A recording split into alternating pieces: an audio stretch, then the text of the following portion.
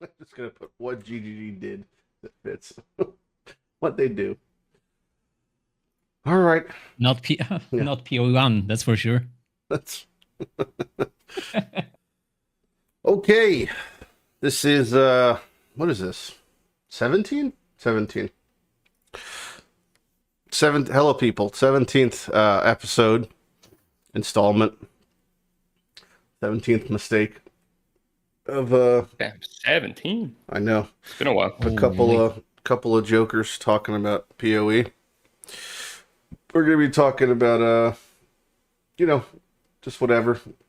It's less of a formatted time, I feel like, this time, because it's like the last dregs of conversation to be had. But Necropolis, yeah. Well, to be fair, I've been out of the league effectively since like week 1. I've just been in standard, having a great time, so it's a very different experience. But there's lots of things that are questionable, and I'm sure we'll talk about. I mean, even in standard, the game is very different relative to 17s. Yeah, so there's well, I guess that's 17s are definitely the biggest thing. So they changed the fragment system in such a way with the intention that the cost of entry wouldn't feel bad. Like, for example, if you had a Cirrus to run, you would never run a regular Cirrus if you could run an Uber Cirrus, because the cost of entry was the same, except one had infinitely more value. So they kind of decided to split the system into regular, and then you have Uber fragments. However, they kind of replicated that same problem, I feel like, and exacerbated it with 17s, which just like, I feel like all roads led to 17s. If you want a boss, you do 17s to get fragments. If you want an MF, 17s are the best. If you want like Scarab, 17s are the best. So, and even running a 17, it felt like if I was getting 117 early in the league, I would just do one to get my fragment. Which, to be honest, it's weird that the 5th fragment slot was behind 17s in the first place in a way. It felt like a very, almost unnatural progression. I would have assumed the fragment would have been locked behind something like your Voidstone, like getting 4 Voidstone or something. But that's a whole other thing. But then, like, if I got 17s, I was incentivized really to not run them super early on, in a way, because the longer I sat on them, the more value they accrued. Because if you can't run them kind of invested, you get so much more value out of them in that way until your build's like kind of up and running. It's kind of like exactly what they had with the boss sets before, right? As you mentioned, where you would want to save them until you could do the Uber version, aka the back to basic version of the 17s. Yep. To get the full value. Yeah, that's true. So it just kind of felt like, and to the example I've been giving with this patch is basically, this patch is like, I'll say 5 to 7 major changes to the game. If you're in Necropolis League especially, because they're all the problems in a way are exacerbated by Necropolis League between the Embers and the Devoted mods. That kind of exacerbates the issues or whatever. So whether it's like the 17 changes, the fragment changes, the Scarab changes, the Atlas changes, all that stuff is like so many changes, and it's really, really hard, I would say, for me to identify which one of these is a problem and which one needs more tweaking than the rest, because they've changed so many things at once, and it just feels like, you go back to like the scientific method is you're trying to make a variable change in something, you change one thing at a time and identify it, right? And then you could see what changes occurred. But because of how Path operates, there's a league every 4 months, and this one especially, they changed so much that going into next league, how do you say definitively what of these things had a negative impact, and how do they interact with each other? If you remove one problem, like we'll say maybe the overabundance of Scarabs or how strong some of them are, is that even really the problem, or is Back to Basics the problem? Is Necropolis the problem? Is Back to Basics as strong when we don't have Embers and Devoted mods? Is it more okay then? Is 17s okay if we don't have Necropolis? So it's like there's so many combining factors here that how do you really suss out which one is the culprit of maybe being too overtuned, Yeah, I feel kind of Although I would say that Necropolis, I think, is very minor, like influence on all the like effects of 17s added to the game. I think like devoted mods and stuff like that, it doesn't really add much, honestly. So I think maybe I wouldn't agree with that point, but with everything else, I do agree wholeheartedly because like the entire Scarab change with 17 change with like everything compounded on top of each other is like really weird and like for me I would say the progression of the game and like how you go from one thing to another thing and like how you jump the hoops of power and how you want to get to your loot at the end of the day. It feels kind of unnatural with and like kind of disjointed. Yeah. That's my feel about the game right now. And as you said, there's so many levers that they moved this league that it's kind of hard to pinpoint what's the problem, especially when you think about what they want to do for like a fresh start or like a week 1 trade league scenario or like week 2 trade league scenario, because like things become like really like unnatural at some point of the league. But let's say week 1 they feel good, but later on it is like really problematic. So it's kind of hard to pinpoint, as you said, probably. So the one thing I will say to your point that Necropolis isn't as much an impact on the 17s is I think that from my perspective, so I've run a couple hundreds, I think we all have at this point doing like to do Uber boss and stuff like that. And one thing I've noticed is there are certain mobs in 17s that are really detrimental towards my experience because it feels like the gap of power that they have compared to other mob types. I'll give some examples. So like the detonate dead spiders is one I mentioned I have a gripe with because they have a detonate dead, right? And the visual clarity of that spell doesn't scale with AoE. So it's really annoying that when it goes off, if it's on a 300% AoE map or a regular map, it's the same animation for the spot of when it detonates. So it's really hard to predict, so that feels really unfair. But if you're in Necropolis League, you could just ember over that. You can never fight a spider in a 17 if you ever wanted. So it's a totally different experience if you could remove like some of the mobs that are really defining a lot of the difficulty in 17s, like those, or the invisible crabs that go underground, or maybe Vol, who has a massive shield charge, or the goatmen. Any of these things that are the way more difficult aspects of 17s for the actual mapping portion, you could totally go around in Necropolis League. So I think that also leads to it being a different experience, I mean, there's much more to it. Like you said, Necropolis doesn't have a big impact on 17s, but I think it's a massive impact. Maybe really the way so? you ran them specifically, it wasn't a big deal, but the whole a lot of the meta revolved around meat sacks, Anarchy All Flames early on, abusing other like lantern modifiers, like the conversions, or just ghost spawning on dev. I don't know, the buying Shaper All Flames in bulk for trade league strategies. Like, it's been a huge deal, I think. Necropolis it is for the 17s. It changes everything. Which is, that's where I feel like, how do you really say? Because a lot of the stuff is running back to basics, obviously, which has the highest, we'll say, top end potential, right? If it rolls 0 to 80% of a multiplier, if it hits a high end and the right setup, it's gonna almost like crash your game, the amount of loot it's dropping. But is that really that problematic if you don't have Necropolis? And that's what I'm not too sure about, because I played in Necropolis with it, and I did meat sack stuff like you're talking about, and it felt like kind of a little too degenerate, too easy to line up.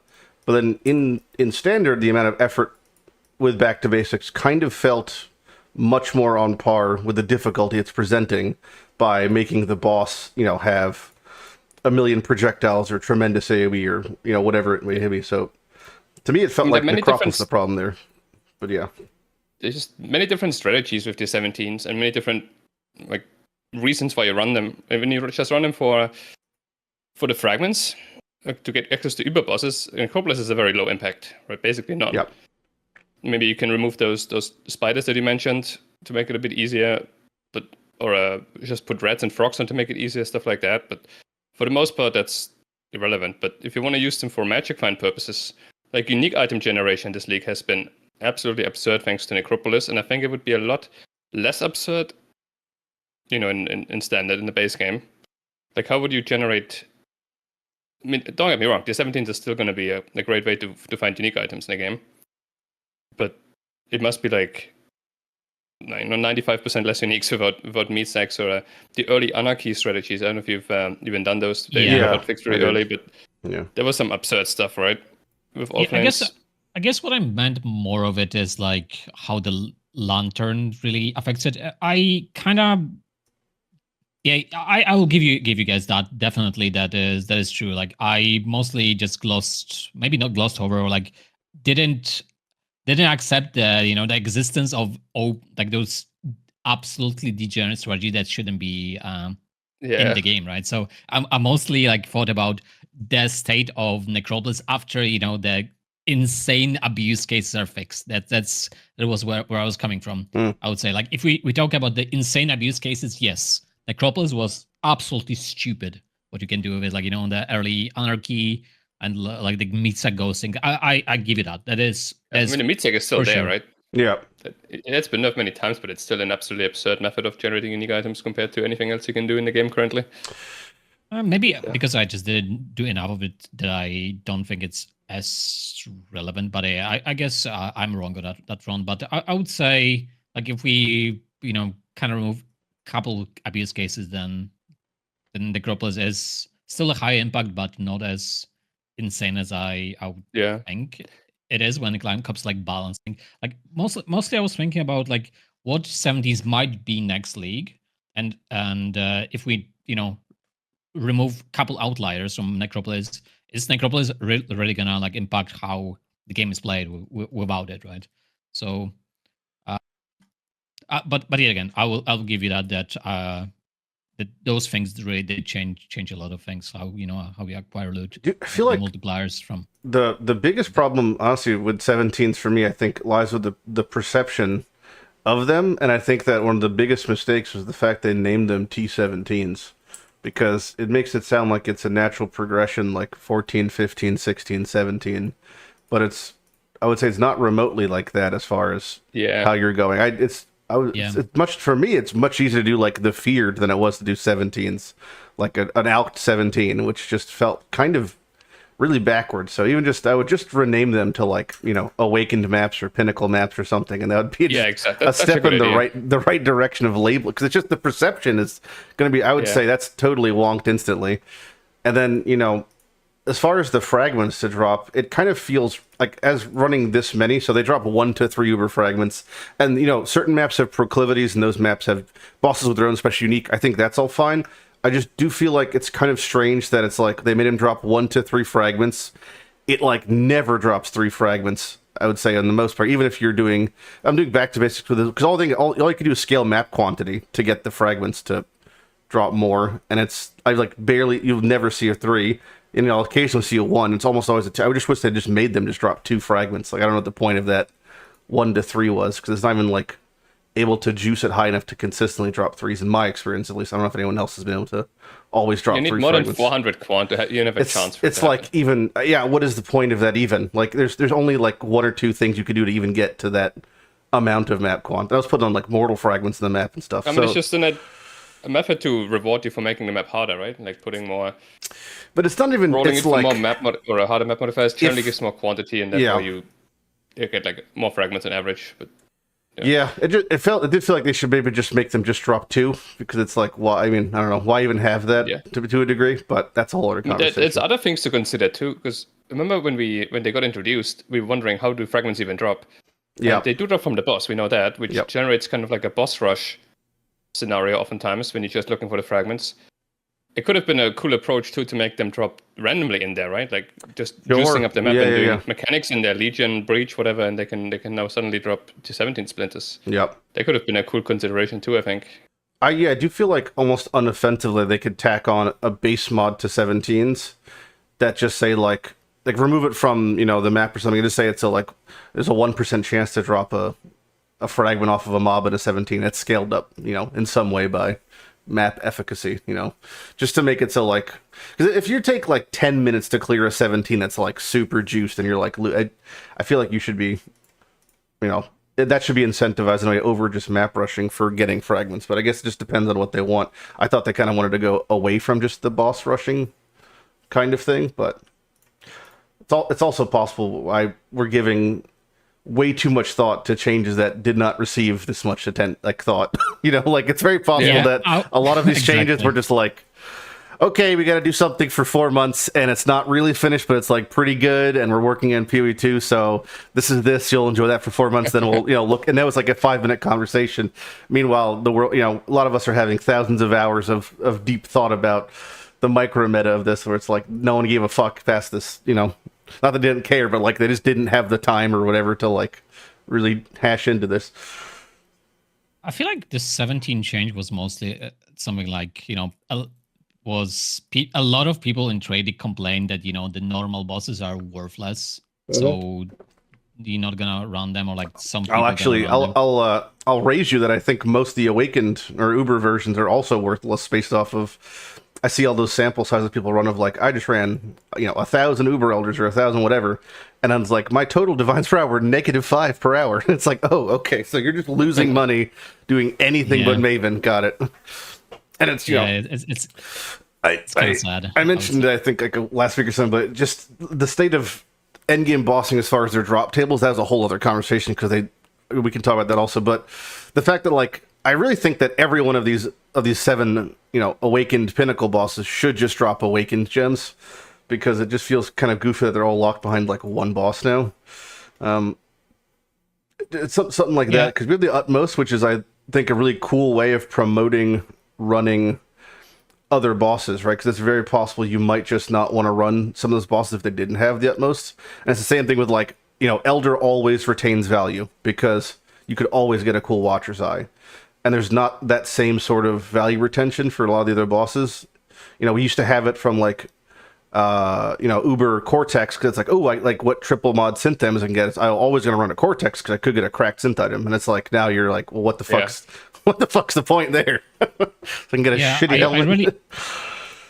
I really hate what they did overall with Uber bosses. Like they kind of streamlined them, I would say, because like I feel like that conversation was like, oh, how we can make them, be kind of like equivalent of value, but they did really bad job. It's like, for me, it feels like that Uber bosses are, oh, I want those uniques from those bosses, and that's why I do those Uber bosses, and then I don't do them ever again, and I do something else rather than, or like quit the league or whatever.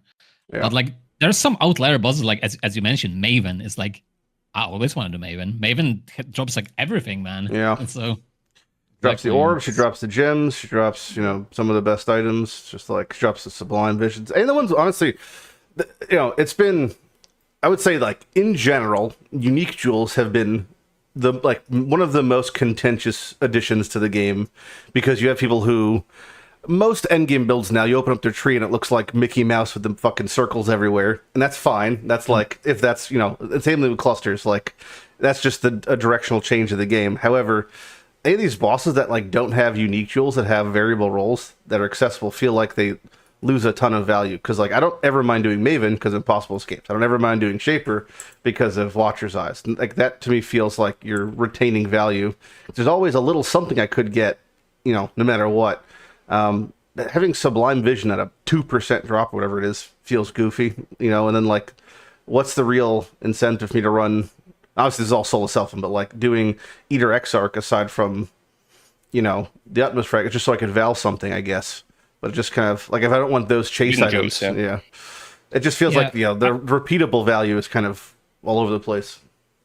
I think that's one thing that I pick up from Manni when he was talking about it, is like, it's really cool when those bosses have those, curiosity drops. I mean, they literally introduce Courier, right? Yep. To some bosses. So I think we really need more of that. So I would definitely agree with that. It's just, some of them feel extremely dull, or like extremely very not thought out what they want to do, like when they like split the loot. Because one thing I wanted to like get out of the way is, I think the split between like Uber bosses and normal bosses is a good thing.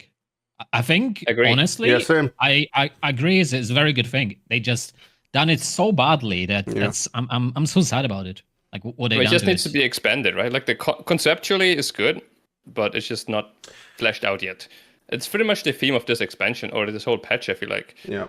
Like they're conceptually good changes, but they just need some tweaking or just more content. Like considering these Überboss fragment or Überboss drop tables, great idea that they split them in two to have value for both. There's just not enough items for both pools right now to make them both interesting enough. Because we need these as you said, these curios, these like rare drops like Watcher's Eye or these special things to have retaining value. Otherwise, you just find the free uniques they drop and you're done. But there's not enough of those currently in the game to support both the normal and the Ubers, right? You need like twice as many of those. I just, not to toot my own horn, but I pulled something on screen that I made like a week or two ago. But I was really curious about the boss unique usage over the first 5 weeks of this league. So I charted all of it by percentage of people using them, along with their drop rates. And it really tells a very goofy tale, because we're mentioning the like, you could see what uniques are like kind of objectively a success in their design. So you'll have things like, you know, unironically, every one of the synthesis items are actually used very frequently and used more so when the league goes on. So like Rational Doctrine in week 1, there's like 100 people using them, and week 5 there's like 1,600, right? So that's in a way, I think that's a good unique, because people are using it, right? And then you look at some of the other bosses, and like, you know, a very obvious example is like Echo Forge being a 1% drop off of Maven.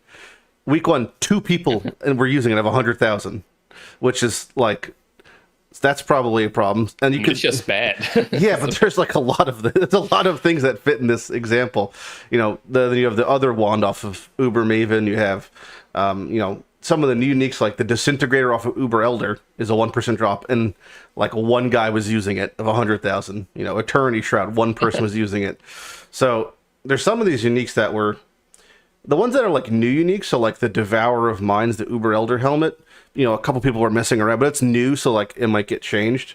But things that have been around for like 5 years that no one's using, being a 1% drop, like the Chase drop, like the fact that if you're doing, for example, Uber Maven, right, in trade, like most people play trade, right, and if you're doing Uber Maven in trade and you get a Grace of the Goddess over Progenesis, you're gonna be tilted, which is like such a wrong experience that it's like, oh, I hit the rarest drop off the boss, now I'm upset that I've lost 60 divines.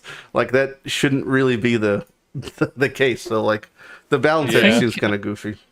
I think they just wanted to keep the theme of like, you know, every boss has a 0.5% drop weapon, so we have to have those weapons because we already, you know, set the precedent that those bosses have the weapon. But like, sure, that would make the sense if it was consistent, but half of the bosses don't drop weapons at the rare drop. I mean, most of them do. I mean, not yet. You have Rational Doctrine off of Uberceris. Okay, you have Nimbus off of Eater. Yeah, I guess you get the Memory Forge next league, and that's the Cortex weapon. It's another 2-handed sword. Yeah, you have Omni off of Exarch. So like, it's not the rarest drops off of them. It used to be, but it's not anymore. That's why it's just all over the place. Yeah, it is. It actually is. I mean, there's a couple weapons that, you know, you have the axe throwers. Half the bosses that have one of these. Yeah, but that's not. But then it's not a thing if it's just half of them randomly. Also, like Manny mentioned, some of the bosses like Exarch Eater are very much like brother and sister boss, but Uber's dropping 4 on Exarch and 3 on Eater, so then the rates are all wonked out. It's just missing a unique basically. And then, not to mention, like, I know this is especially tilting for a lot of us, but just like moving Omni and Ashes to Uber, and then making them rare, and then making them like for, you know, Ashes the nerfed version also is kind of like, what? Like, why would you? At least Ashes is more common, but like, yeah, just like, it's so funny to me, like how Omni is 2% is so hilarious. But yeah, go on, Manni. This is just something they're going to work on, I'm sure. I mean, Faith, I agree. You really think so? I think they'll really tweak the rates. That's about it. I think they will. I don't think they're going to tweak the rates all that much, maybe, but there just needs to be more uniques to these pools, right? I think they're going to add more boss items over the next league or two. I'm pretty sure. Okay, they add some this league, right? They created a couple new ones, and they created the Utmost fragments. Yep. And so I think they're aware, right? I mean, their boss drop design over the years, they're very aware of these things that we're saying. Like we're saying here, like these bosses need to have retaining value and so on. We're talking like we're like scientists that figure this shit out right now, right? But they know this for years. They added all these items to the game many years ago, the Watcher's Eye and so on. they're fully aware of this, and I think they're going to make. To be fair, though, some extra you know, there's scientists will be yelling the sky's falling for 40 years, and then when it actually falls, they look at the scientists and say, "Why didn't you say anything?" It's like, well, we've been saying it this entire time. Yeah, that's exactly the thing. Like, you're saying that they know about it, but like every time that we have those chase items, they just remove them for fucking no reason. Like, for example, Cortex, like, you know, simp items, unless they know something that we don't know, and it's like, you know, the elaborate. Yeah, they definitely fucked that one up. Like, it's like the Cortex doesn't drop them anymore. It's just super stupid. Where do you get synthesis from? Point, Ritual right? and heist. Nice. That's not where synthesis is. The triple synthesis rare were like the perfect example of something that an Uber boss should drop to have retaining value. Correct. Like a lottery ticket, it drops every time, like a scratch ticket. Yeah. That's exactly what they should be dropping. That one is really weird that they moved that one away, but then they added stuff like the curio fragments, which exactly fit that purpose, right? Yep. It's weird. Not for nothing, but I don't know if you saw in the chart I posted, or I'm streaming it, but in week 3 there was 0 players using glutinous tide. That bow is so bad. And that bow's been around for years now, right? Yeah, it's such a cool item, man. The boss loot balance before, right? They sometimes rebalance unique items, and I feel like these boss drops, they're probably the prime candidates for things that should actually be balanced like every year or something, right? Because these are... I feel like they're more important than the random uniques that drop. They're actually ignorable. You don't feel so bad when a bad unique drops, but when you kill a boss or something and something completely worthless drops, it feels a lot worse. Definitely feels like it's more respecting your time when it's like you're spending time doing a targeted activity, and that activity doesn't really scale, like, you know, over time. That's like the crux of PoE, though, is in a way it's a game that is incredibly rich with depth, but it requires a certain level of perpetual balance to make it feel like you're not just ignoring 99% of the content. Otherwise, it's like, this is less efficient than that, and and it gets stale.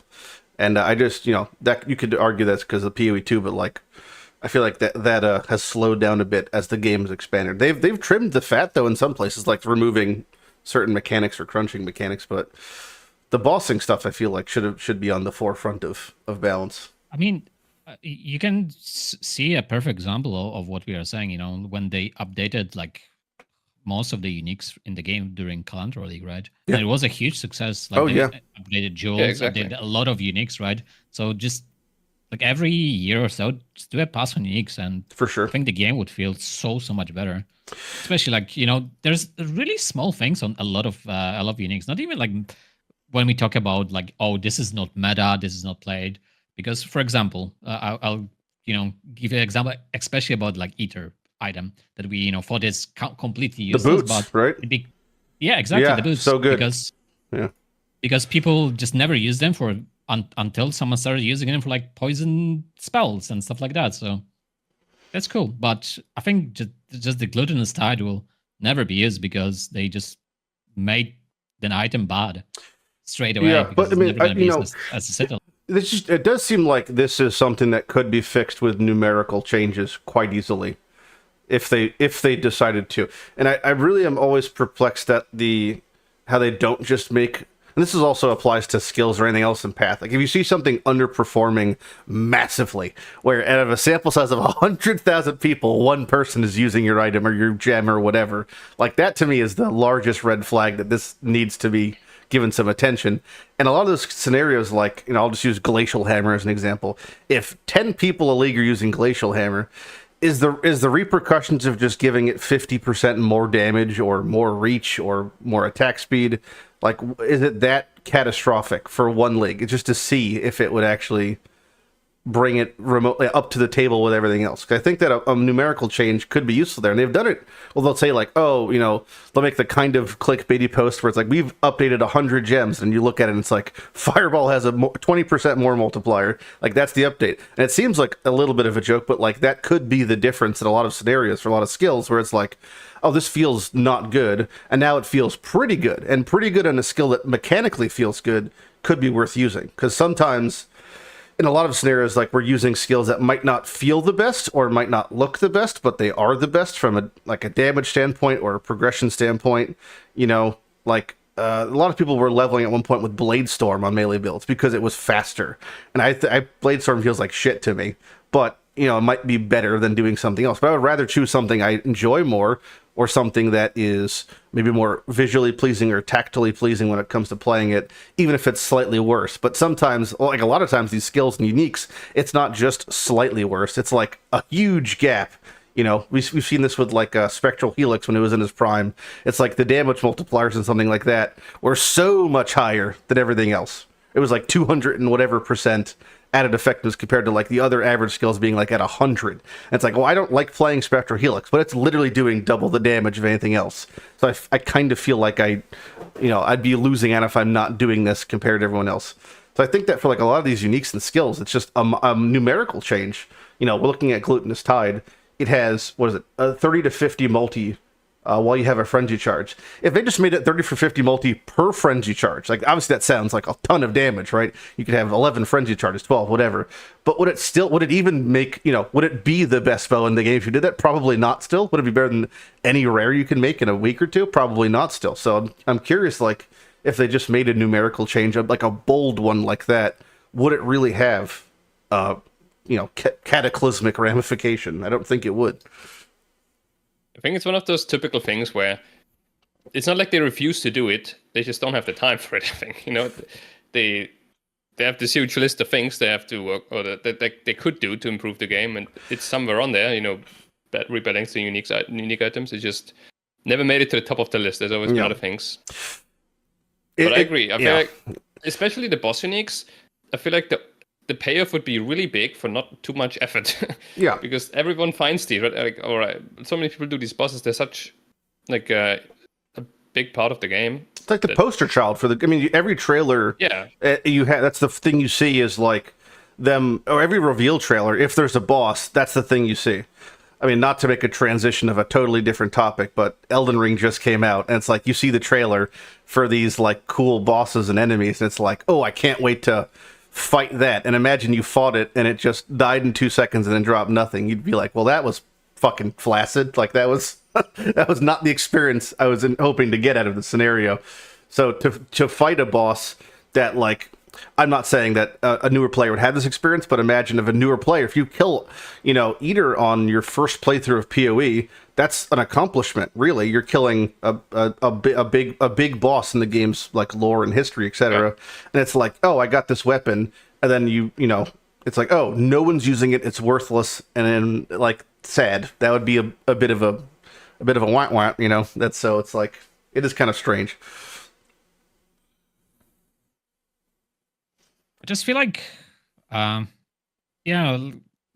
it's so many little things that could be done.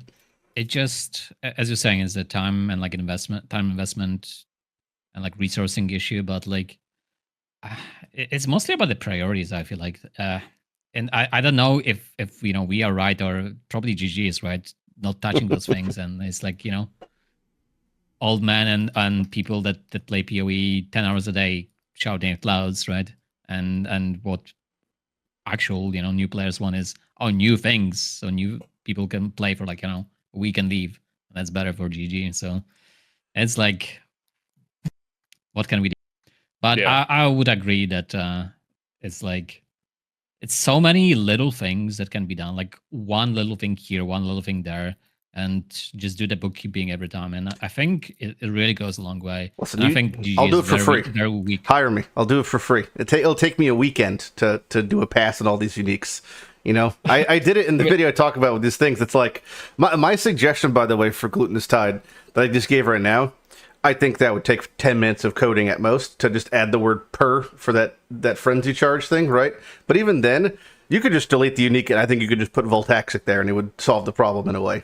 Like, there's things you could do like that it's just like, all right, this is a failure, fuck it, But just adding the word per to the, like, while you have, instead of a frenzy charge, to say per frenzy charge, that's not a time, that's just a priority. Yeah. If we just do these changes without thinking about the ramifications, Well, that's bold of you to assume they thought about them when they added them. I don't think this unique was thought about or tested when it was added at all, because I think if you did, it would, so Legi mentioned the boots, right? years have gone by, the boots have been used. That's even a little long for Unique to find its purpose in a way. Some people were using them beforehand, and its use case isn't that large right now, even compared to out of the sample size of 100,000, it's like at 200 players. But it's being used. But the bow has never been used. And I don't, we're just waiting for the day, the yearning for the future where it eventually becomes used. I don't think that's was ever tested or looked at. So it will never be used. It will never be used because it's a Citadel bow. It just, how the game works, unless they rework entirely, the core mechanics of the game. And when, slow balls are going to be playable. Well, they could just make it a thicket. I mean, that's what I'm saying. They could, that's even a change that could be it's the same thing with the Maven wand. Why the fuck was it a prophecy wand? It's an attack wand, and you made it this slow. Why is it an imbued wand? It's so perplexing. I hate it. Yeah, I hate it. Honestly, it's they make a new Unique, and it's worthless, out of the gate. It's never gonna be used. I hate it. Yeah, I mean, if they just made it imbued wand, so at 1.5 instead of 1.2, it would instantly gain traction. I would say, just off of that change alone. And it could be a perception thing, I'm not using a prophecy wand for attacks, that shit, whatever. But it's this is, we're entering, I would say, I don't personally use what's it called, POB, but a lot of people just look at POBs and that sort of stuff, especially between leagues, and you'll just clock the damage of what if I made Grace an imbued wand, and it's this is substantially better, this actually would be useful, maybe this might be a DPS increase, and then they're just going to write it off. So I those changes, I think, don't require time or effort. That to me is just a priority. This is not a priority to do that. That to me is they make the joke an intern on a weekend could do that, but that seems a pretty obvious thing. It's just really sad to me that, you design, you put so much effort into designing those things, unless, I'm clueless, and just no one gonna use those items because they just are bad straight away. Almost. And when Legi says no one's gonna use them, this isn't a guess. Again, this is why I have this chart, because I look at it, I could see 3 people use it in the first week, and it's it's risen to 40. It's kind of, but it's kind of obvious no one gonna use it. Unless it's that actual design decisions, this is gonna be very niche and no one gonna use it because I decided to do that. Then maybe I'm just clueless. That's what I'm saying. I might be wrong on that, but it's just weird to me. Because those items are really cool items. I since we are bringing up Gluttonous Tide, I think that item is great. It's just sad that it's on the. There aren't really that many bad offenders. No, which sure, honestly, that's the thing that's the most offensive is there's not that many bad offenders. So it's a very small list to work through. You could, if there's 4 of the 30 uniques are these huge stinkers, right? Isn't that less work to do? Shouldn't that be easier to fix? Exactly. I mean, that's what I've been saying earlier, right? It would be a pretty high impact, low effort. I feel if I made a priority list for things for them to do, it would be relatively high up there. But who knows, right? Yeah. What they're doing. I mean, they've done these unique reworks before, and I personally always loved them. Yep. And I think they were great. And hopefully the next one looks at boss uniques as well. Well, let's pivot a little bit here. So we're looking at all the boss uniques. Of the ones that were updated or added, or have you guys used any of them, or you particularly like any of them? So, an example of one that I really like is the new Shaper belt. I think it's super, super good pre-Mage Blood, even in certain situations post-Mage Blood, I guess, depending on your build, but it's just a super, super good belt that feels and it's a 30%-ish drop rate off of Uber Shaper. It's attainable. It feels good. It has a divine sync. It kind of checks all the boxes of a healthy unique. That's one for me. Yeah. It's one of the best Pathfinder belts. When we could talk about meta usage of it, it's insane for Pathfinder with the ascendancy for the life flask. It's actually crazy. But I did use it on my Inquisitor, and it was super good. Yeah. Before I got the Mage Blood farmed, it was very, very good. Especially when you were doing bossing, utility flask and even life flask sustain. Sure. And just good stats overall. It's very good. I think that is one of the highlights of the new items. Yeah, I really like this one. It's this one and the tier 17 items. Pretty much all of them are great. Yeah. The 5 uniques, that one for each of the 17 boss, and Yeah, but mostly pretty. They're not actually new. They reworked, right? But they reworked so much that they're basically new. Some of them, so you get like the Darkseer. I'm a huge fan. Like giving you defense, like life or mana or ES on a weapon is pretty cool. And then it comes with obvious stunts and other things, stuff like crit or cast speed. Like that one is really cool. Very, very useful too, and like powerful enough to use in endgame builds. For sure. And then you get this. I'm not much of a minion player, but the minion helmet is very flavorful. Cool, you know? Yeah, very flavorful and powerful enough to be used. I feel like if Spectres were a bit more meta or like a bit more, you know. Yeah, if you go back to the leagues potent, where like 10% of the player base plays Spectres, that helmet is going to go through the roof, right? Yeah, exactly. The problem with minion builds for me perpetually is if we're always pushing the hardest, highest content, I can't play a build where minions are dying, and it's like really, really, really hard to keep my minions alive. I feel like in a lot of these bigger boss fights or higher 17s, especially with that Spectre helmet, you got like 10 Spectres running around. That's gonna be. It's really like there's so much friction in the process of resummoning a Spectre that's really annoying. Like having to spawn the corpses, target the corpses. Like, and then Animate Guardian dies, and then I want to commit, seppuku. It's like that sort of stuff is like always a bummer, but that's why having like the Herald of Agonies or whatever is really cool, or like the new Holy Relic builds or the new Bama stuff like that, where it's like I don't have to deal with the friction of the minions, but I'm still legally playing a minion build. That always feels the best because I don't want to have to deal with like babysitting. But maybe PoE 2 solves that. They did a whole minion showcase in PoE 2. And it solved some of the I don't know if you they did like I don't know if you saw the like witch showcase. I saw that. First off, if there was ever a stamp that the PoE 2 is not really marketed towards veteran PoE players, which I think was always the case when they said we're revealing a new class, and then they had this all hype up, and it's the same witch we've had for 12 years basically. I was like, oh, okay, so that's not a new class. That's just we're not branding for me. I get it.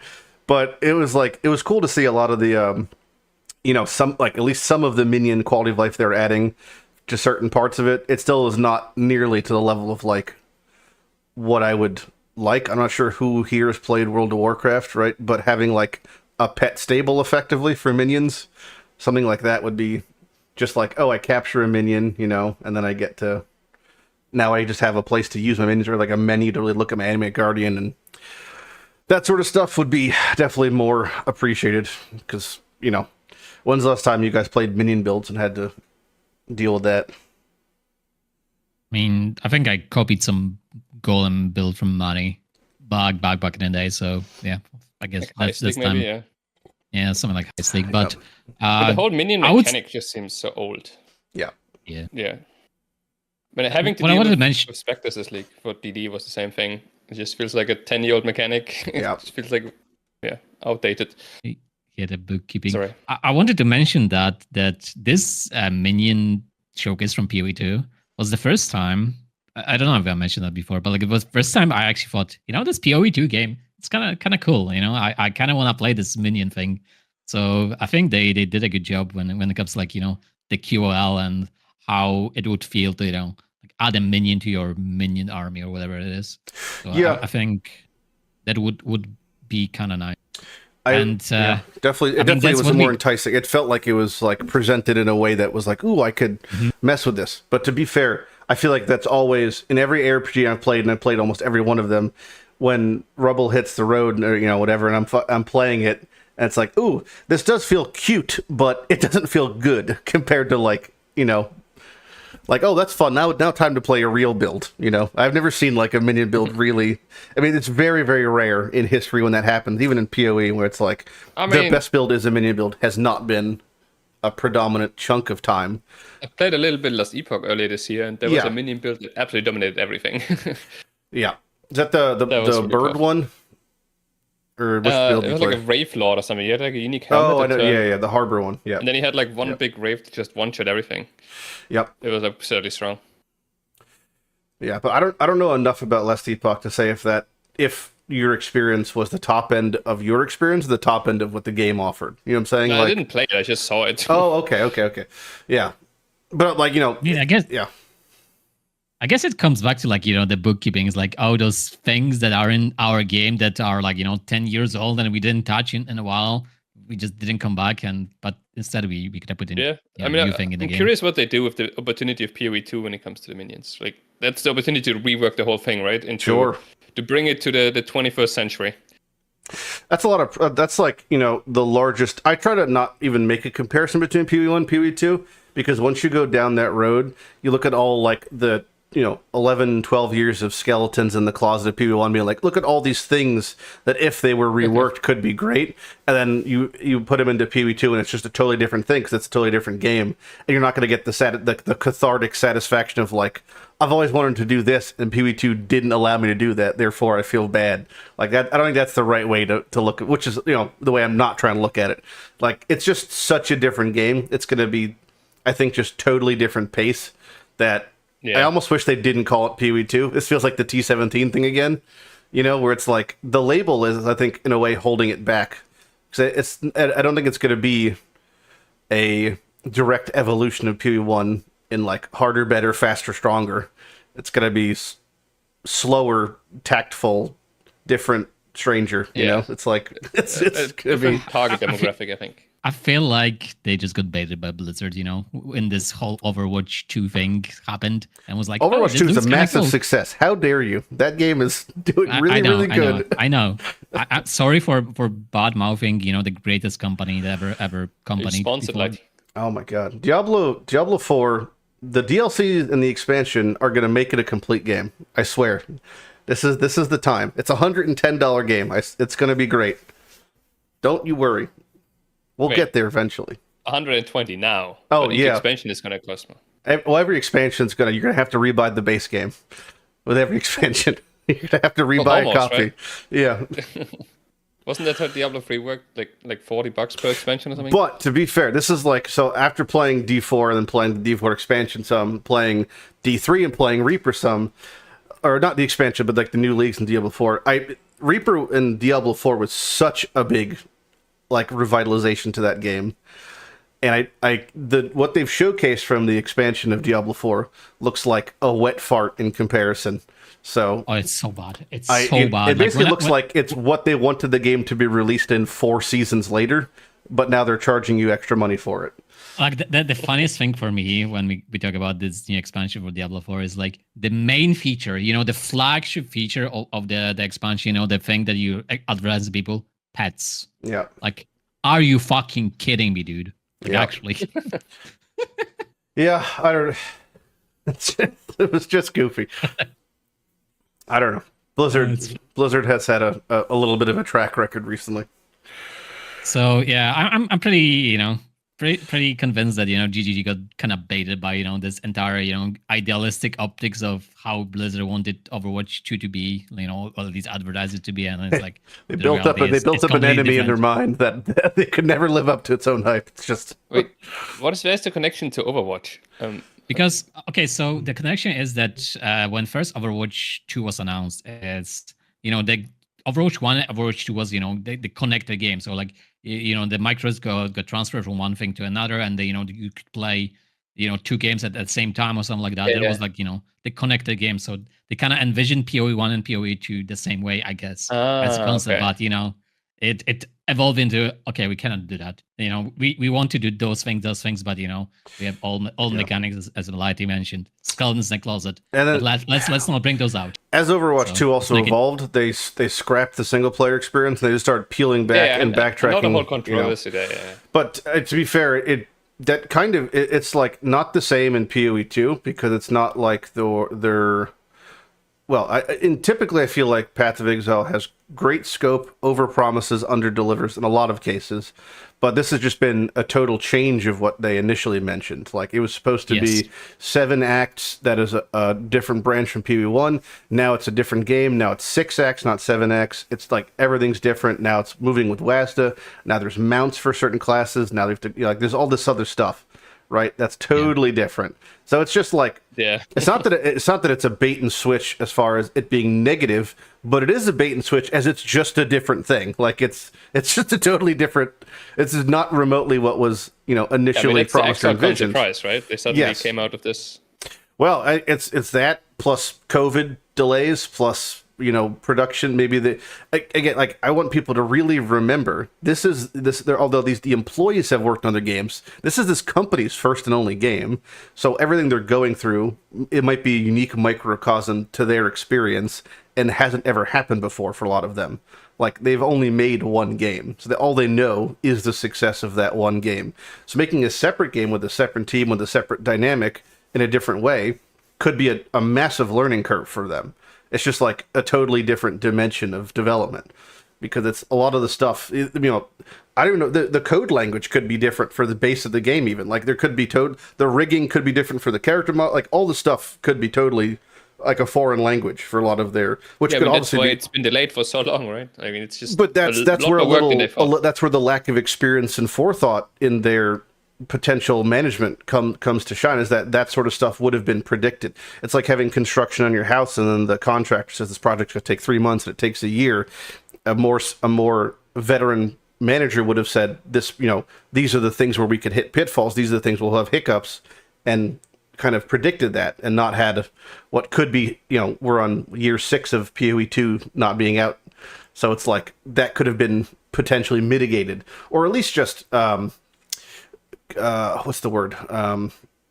Could have been told to us in a more timely manner, where it's like, this is like, it's kind of interesting. We never, like, a lot of games, when they do big development cycles or big products, they'll put out a roadmap where it's like, this is like a PNG of, like, we're talking June, July, August, whatever. These are the projects we're working on these times. This is the overall scope. We never got really anything like that. And I think that... they don't have to do it, right? Because they're not early access or anything. No. Except they are early access. They're already fully... We have PoE 1 already. Right, but I'm saying we're going to be in a 6 to 9 month early access period soon for PoE 2. Soon, yeah. I hope we're going to get a roadmap or something then, once we actually get to play the beta. Well, I'd be curious to see, because otherwise the fear is that the second you start early access, you've planted a flag of beginning on when the clock is now running, basically, right? Where it's like, this has to close in 6 months. Like, the game has to, otherwise, what would be the worst case? 2 years of early access, and they would just be bleeding the hype for the game the entire time, effectively. Or it'd be like, the question then becomes, is the early access going to roll over to the base game? If it's a prolonged early access and then all the progress is wiped, I think that'll be kind of off-putting for a lot of people in a way. Or maybe it's like every month it just resets. Like, that might be a better way to do it, or something. But I just think this is going to be a very we're reaching the most important time of PoE 2, is how they're going to approach this early access, because I think it's going to be a very tumultuous experience. You keep saying early access, but it's not the actual early access that we know from other indie games and so on, right? You're just talking about the open beta.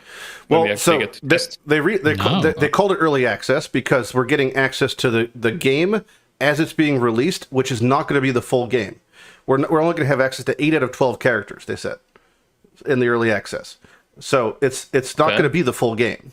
It's going to be, and we're going to be piecemealed updates over time. So is that what we're going to get later this year, right? The end of... Allegedly, yeah. Whatever the exact date is, we don't know. But so it is literally like, it's not the full game. It's going to be a half-cooked version of the game. And we don't know. Obviously, we've seen nothing about Endgame, but we've only seen a couple acts. But I assume we're going to get all 6 acts at the very least. Maybe we don't. Maybe we don't even get maps. Who knows? Yeah, but we know it's not going to be a full release. It's going to be an early access. Yeah, I guess in my hype or excitement for PoE 2, it kind of like ebbs and flows. So like, sure, I've been pretty hyped at some point when they said, this summer we're gonna get beta, and then before last league's announcement, I was actually looking forward to PoE 2 more than the next PoE 1 league. Wow! But then suddenly they said, another delay, and now my interest completely ebbed out, and I didn't care at all because it's so far away again.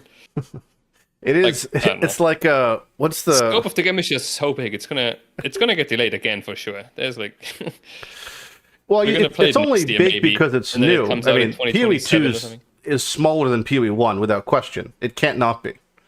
There's every single league for the past 10 years enriched up to this point in PoE 1. I can't imagine they have remotely that amount of content in PoE 2. You think they're going to have like that amount of stuff? I mean, there's just more work for them because they have to rework every single thing, right? Like I don't think they're implementing a third of it. I think most of the stuff in P1 isn't going to make it in, like leagues and that sort of mechanics. I don't think most of it's making it in. I can't imagine. Like not initially, no. They're gonna. Yeah. They're just building the initial framework and then they go from there. We're gonna. That's what I think, right? Like they're gonna make the basic game as in the campaign and some basic endgame mapping atlas kind of stuff, and then they're gonna expand on the endgame and league mechanics and so on every 3 or 4 months when a new league comes out. I think that's what the plan is, right? I mean, yeah, for me, maybe, like we are talking about it, like we still don't know. Like that's the thing for me about the PoE2 is like the big enigma. Like, what is the PoE2 thing? Like, what is this? Like, what they actually want to do with games? Like, we still don't know. So I'm still waiting for the the early access, which from on beta went to early access, which I honestly dread. As you mentioned, Lighty, is like it might be bleeding hype, and that's what I'm really worried about when it comes to like release of PoE2, because I heard from multiple people. Like I actually asked a lot of people from different communities, like, oh, are you gonna be excited about PoE2? Like from LoL community, from WoW community, like some people that I know. And it's like, no, not really. I don't really care. I just want to play Diablo or something like that. I've gotten like the vibe where it's like, yeah, if it's free, I'll check it out. And then exactly. It's like maybe check it out. Like whatever. Because like I hate those prolonged cycles of like early access into like release. I mean, maybe last Epoch did well with that, I would say, but it was complete new IP, new game. But PoE2 is but not to be fair, like it still has the numbers in LE really tell the tale, which is just every time there's an update, there's a spike of players up to like maybe 10,000 people playing actively, and then after a month it goes to nothing really, right? So is that the future you want for PoE after what we have in PoE 1? Like a 10-year effective beta and then just dwindles into monthly spikes of players, then back to nothingness? Like that doesn't really seem like that's that seems like it's a step down from the current PoE 1 retention cycle, enjoyment, like all of that. I'm just really, really scared for GGG when it comes to like actual releasing the game and like hype around the game, because like this delaying and delaying, maybe it's just my eyes, but like I feel the same sentiment from a lot of people. Is like, oh, this thing there was like promised, like was promised like fucking 10 years ago. Yeah. Oh, well, not really, but like, well, 5. It's been almost 5. No, it's been over 5. It's we're going on 6 now. Actually, I was looking at it last week. And like this drip feeding of information, like drip feeding the spoilers or like something like that, it's not creating a lot of hype. I feel like it's like, oh, this is cool, but is it really that exciting? Maybe, I guess. Yeah, so, I'm just worried. We'll just have to wait and see. Yeah, hopefully luckily we show... have PoE 1 still, and we do. Nice leaks like Necropolis. And right, maps. That thing, Necropolis.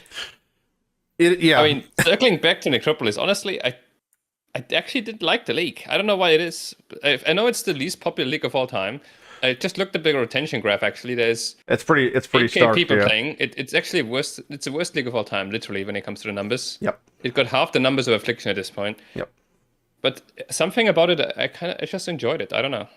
I didn't mind I know the inventory management and the corpse crafting is objectively bad, but it just hit the right spot for me, personally. Like, I like sitting in Craft of Exile and tweaking the numbers, like adding a couple more increases and scarces there and see how the numbers, the chances to hit a certain item changes. And I like the whole crafting idea of like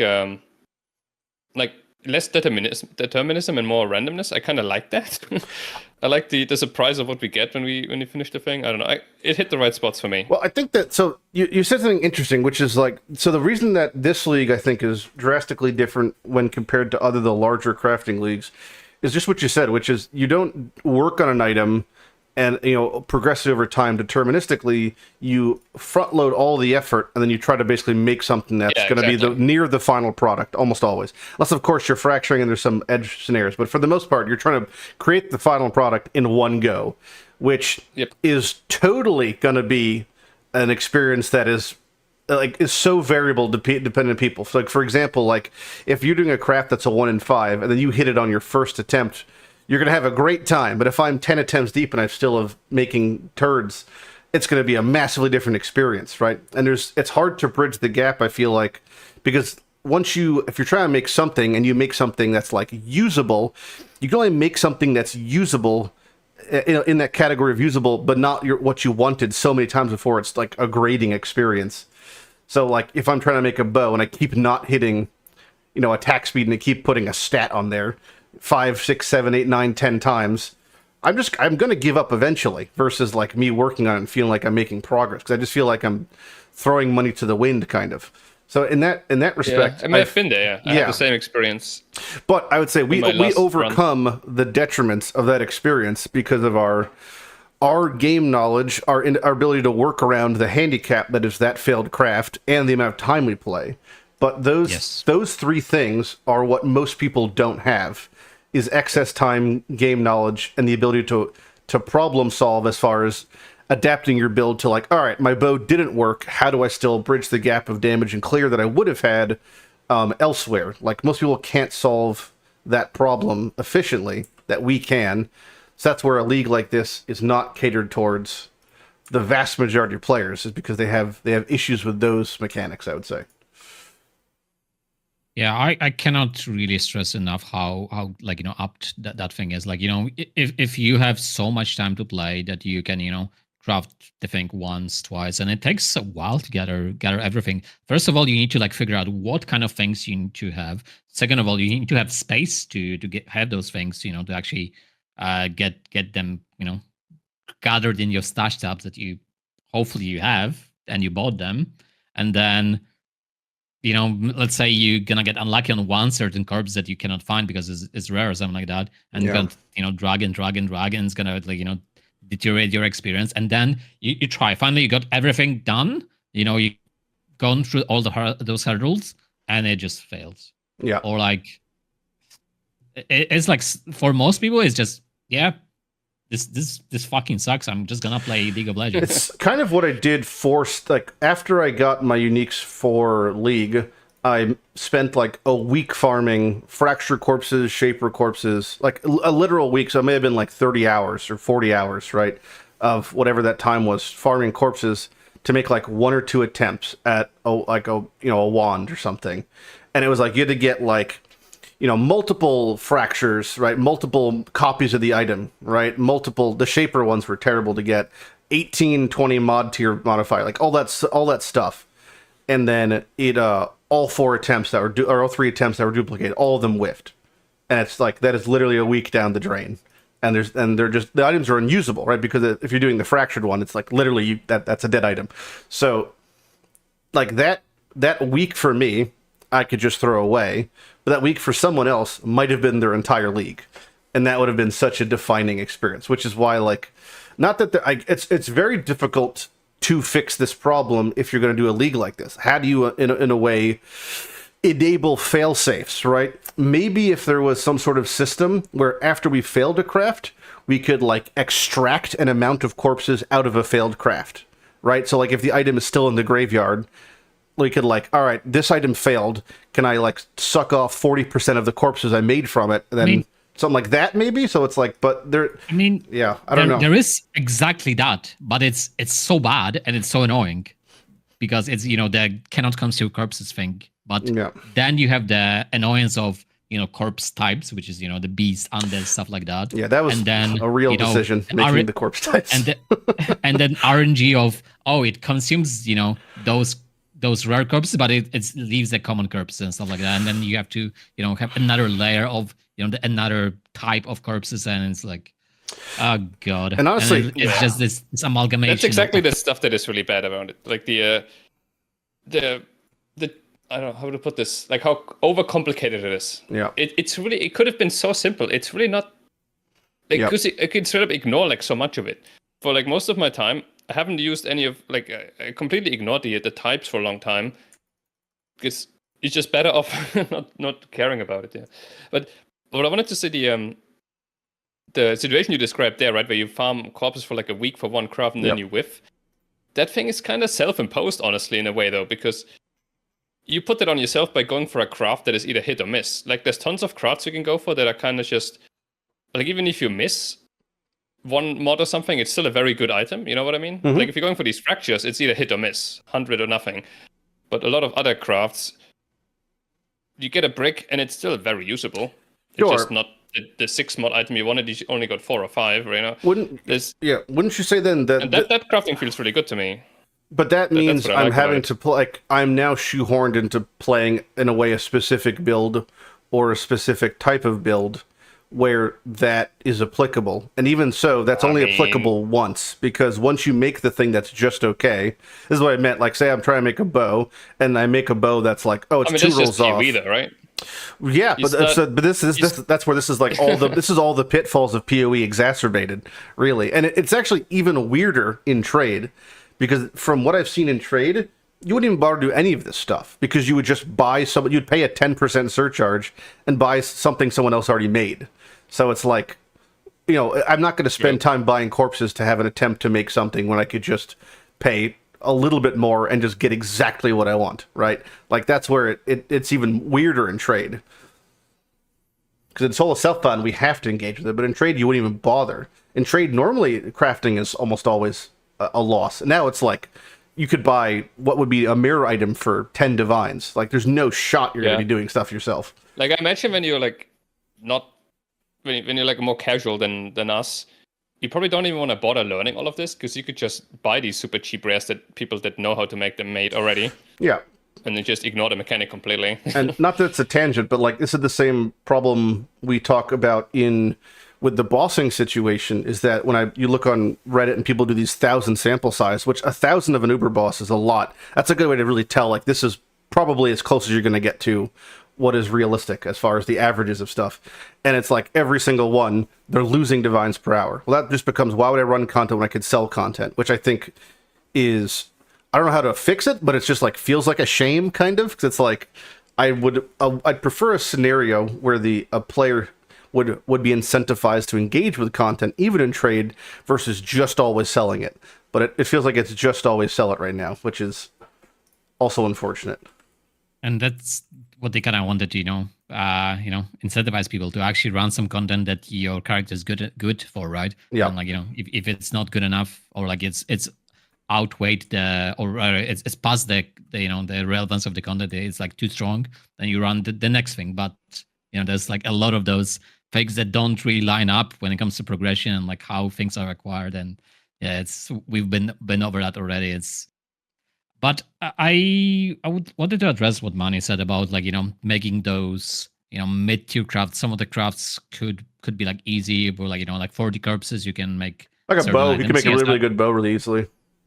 Yeah, I would agree that is true. Like, especially on some kind of fresh starts or on resets, or like early game, with how the Necropolis is right now, before after they fixed how it was on the release, which was absolute train wreck, even useless. Yeah, so I do agree with that. Like, you can make a lot of like those 80% items, and it's great, right? But most of people that are gonna play like past week 1, they don't want to make those items, right? They kind of wanna go for the 90% of item. And when it comes to 90% of items, like, we open the real kind of worms with Necropolis is, right? And you kind of have to kind of minimax, like do the 70 corpse plus crafts and stuff like that. So I think, yeah, as someone mentioned, like feast or famine mechanics feel really, really not great. And I think it shows that, people just don't like it, like, especially with all the cumbersomeness and like time commitment and like very hit or miss. Yeah, I mean, I know. I mean, I said that it's the least favorite league of all time, and I understand why. I'm just saying, personally, me, I have a good time in it. Like, I like the loop of like looking at my gear and thinking, what project do we go for next? And then I figure out what corpses do I need. What do we already have? What do I need? It's just always something to work on. It keeps me busy. Has there been a league you don't? Well, you mentioned that you like it, but has there been a league that you didn't have fun in? Calandra, Toda, Crucible, pretty much. Crucible, really? Because that seems like a similar thing, kind of, to me. Where you could. It was kind of similar, yeah. But that's really weird to me, exactly, because Crucible was my least favorite league, I would say, and like this is my second least faird league ever. They're analogous. Similar, you're right. Yeah. Except this league, you can't crank it to intense like you could in Crucible. You know, you can't raise the bar to intense, insane, insane cringe. Right? Yeah, I can do that. Indeed. Man, when my meter gets to insane, watch out. Clean up on Mathew Lighty, you know. I'm just thinking about the similarities of Crucible to this league.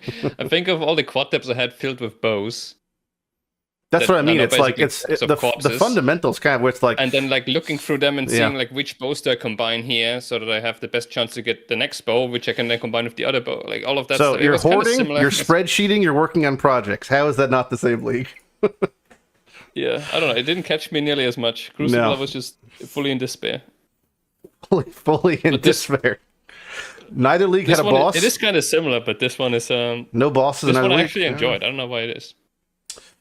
I feel like the Crucible was really, really bad when it comes to like Feast of Farm, even more than this league. I was like, oh, this thing is so shit early game that you don't even want to bother with it. Or like, oh, I'm gonna RNG into like something really good, or it's just completely useless. So it was even more Feast of Farming. It's also, but here here we can less make slots, those okay right? items. It's only on certain pieces of gear, so it's a more exacerbated problem because it's not like you can't just like work on anything like you could in, or try to make anything like you can in Necropolis. You have to only do one of a couple things because only a couple things have trees. So it's even more of a concentrated problem in that regard. I know. For me, it was exactly like I said. It was the second least favorite league after Crucible, because Crucible for me was the waiting for 10 seconds to get nothing, like hold my left click was amazing. I'll give that 10 out of 10 for GG. The channeling. I forgot about the channeling mechanic. How could you forget? I absolutely love channeling, but this was kind of the same thing. Like one thing that I really despise when it comes to Necropolis, for me, like that's we gotta go for the heavy hitter.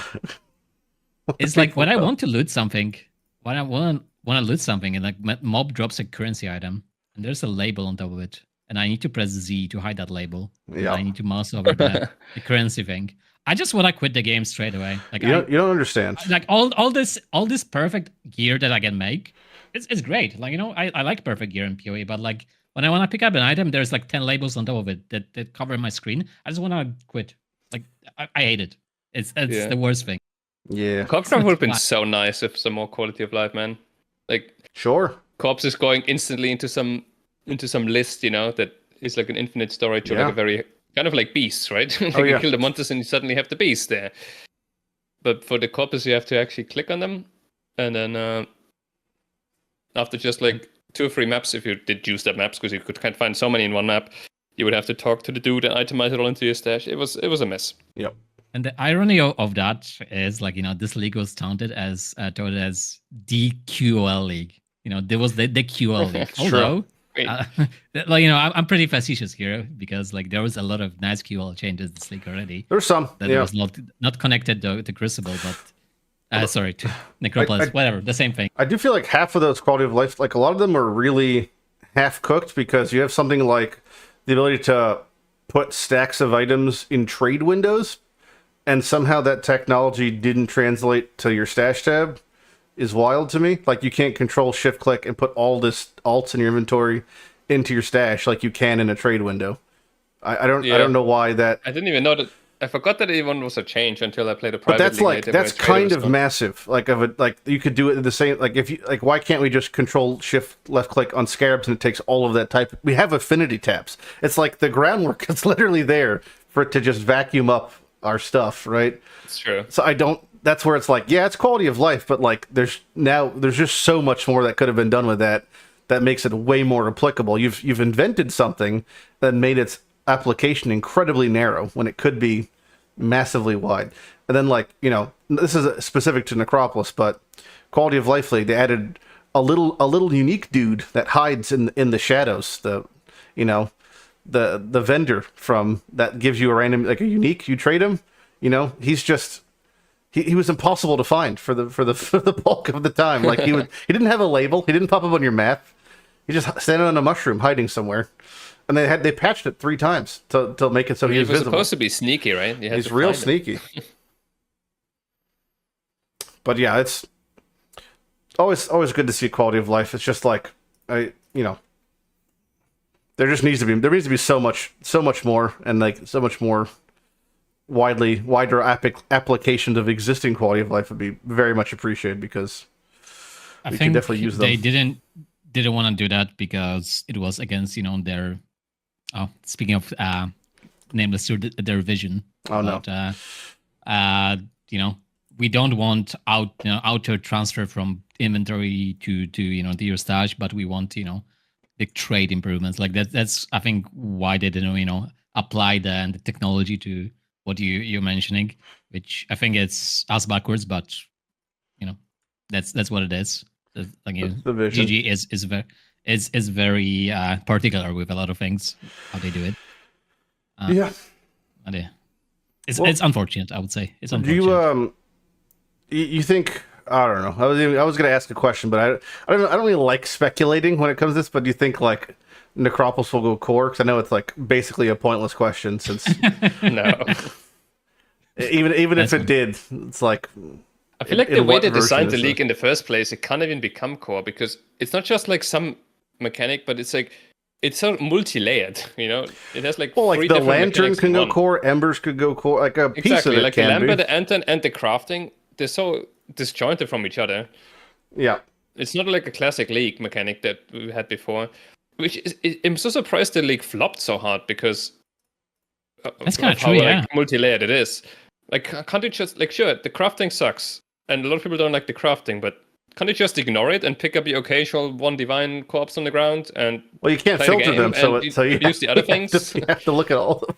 I mean, sure, but then it's not a big deal, right? If you see you have over a thing, and it could be worth like 10 C or like a divine or something. But that's happy about this. That's a real Path of Exile problem. Is like the friction of a not a big deal once every 40 seconds in a map when you run 100 maps adds up to like being really annoying. It's like small It's the same reason why we can't have 99% spell suppression, I'm just saying, right? You could describe this league as like very positive. I feel like, well, I'm surprised it's so. You could describe it like that. Unpopular, because it's just a league where rares are super cheap. You can buy perfect rares for like a perfect bow for like 2 divines, and you can just by mapping you will find all flames or corpses that can be worth multiple divines just on the ground without doing anything specific. You mentioned something interesting. A large portion of this league from the trade league experience has actually robbed the players of their normal progression. Like, in a way, if you're in trade, you're going to have near perfect rares, headhunters, 4 divines. Isn't that what people love, though? People love that usually. Yeah, they love say, it. This league is so good because my uniques are so cheap and my rares are so cheap. But then a lot of those players aren't good enough to then do 17s with that gear.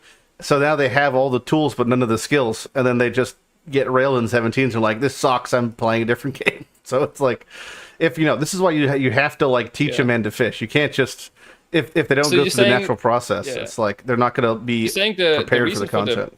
The low retention or the low popularity of this league is more that the 17s and not the league mechanic, right? I mean, I guess it's both to some degree. Well, it's that people were given much better gear because of the league mechanic, and then they don't have the ability to run the 17s, which everyone is running, so they feel like they're somehow something is wonked out. Overshadow the league mechanic, kind of. Oh, totally. Well, that is all the content. I mean, for mapping. I think so. I think like that league is such a big failure, I would say, when it comes to like how many people are playing, etc. You think the league mechanic would have been successful if it released last leagues? More successful, as last patch. Yeah, more Like successful. the old system into 16 maps and so on. Yeah.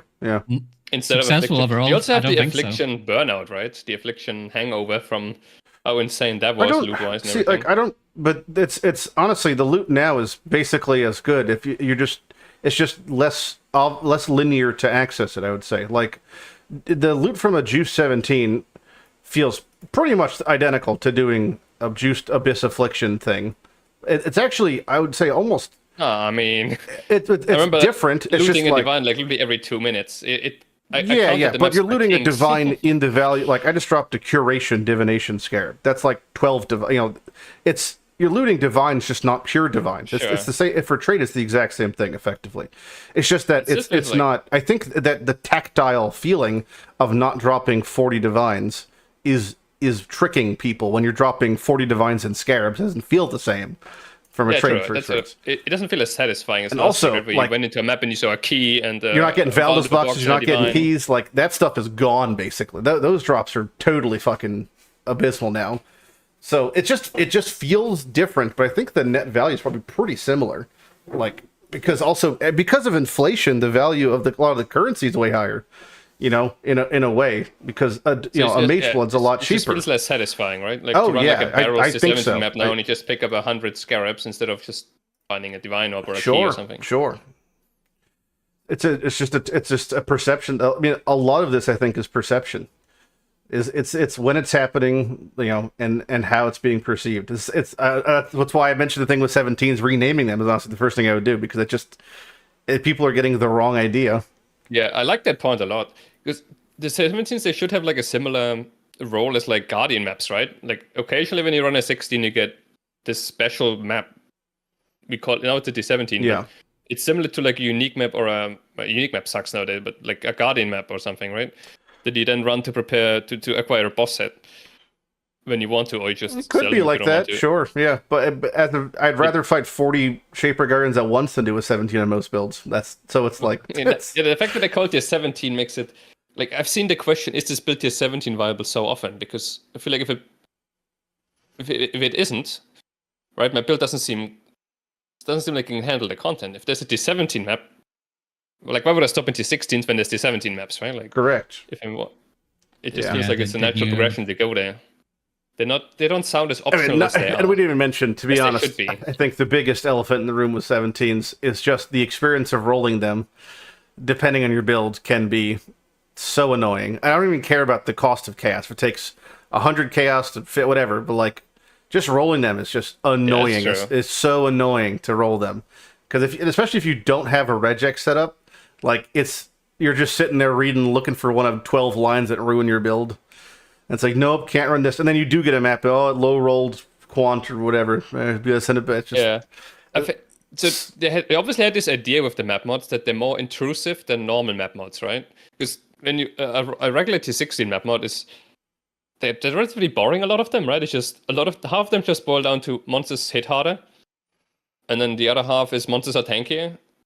And with the tier 17s, they wanted to add more unique modifiers that actually feel like this map feels different than the other one. Because this one has these. Yeah, this one has the Elder Circles, or this one has. Yeah, like those I think are the ones that are adding the influenced mechanics. Shaper touched. Those I think are really flavorful, and if they add quantity, rarity, pack size, whatever, that all that sort of stuff scaled up, I think that feels good, because it feels like the ultimate solve, I think, for an ARPG is you're scaling up the magic find or the experience of it by making something more difficult or grandiose. I want to kill something bigger, badder. I want to get more loot, and doing a map and seeing, devouring orbs and shaper slamming and then awaken zone. All that makes it feel like, all right, this is like a cataclysmic map that's occurring.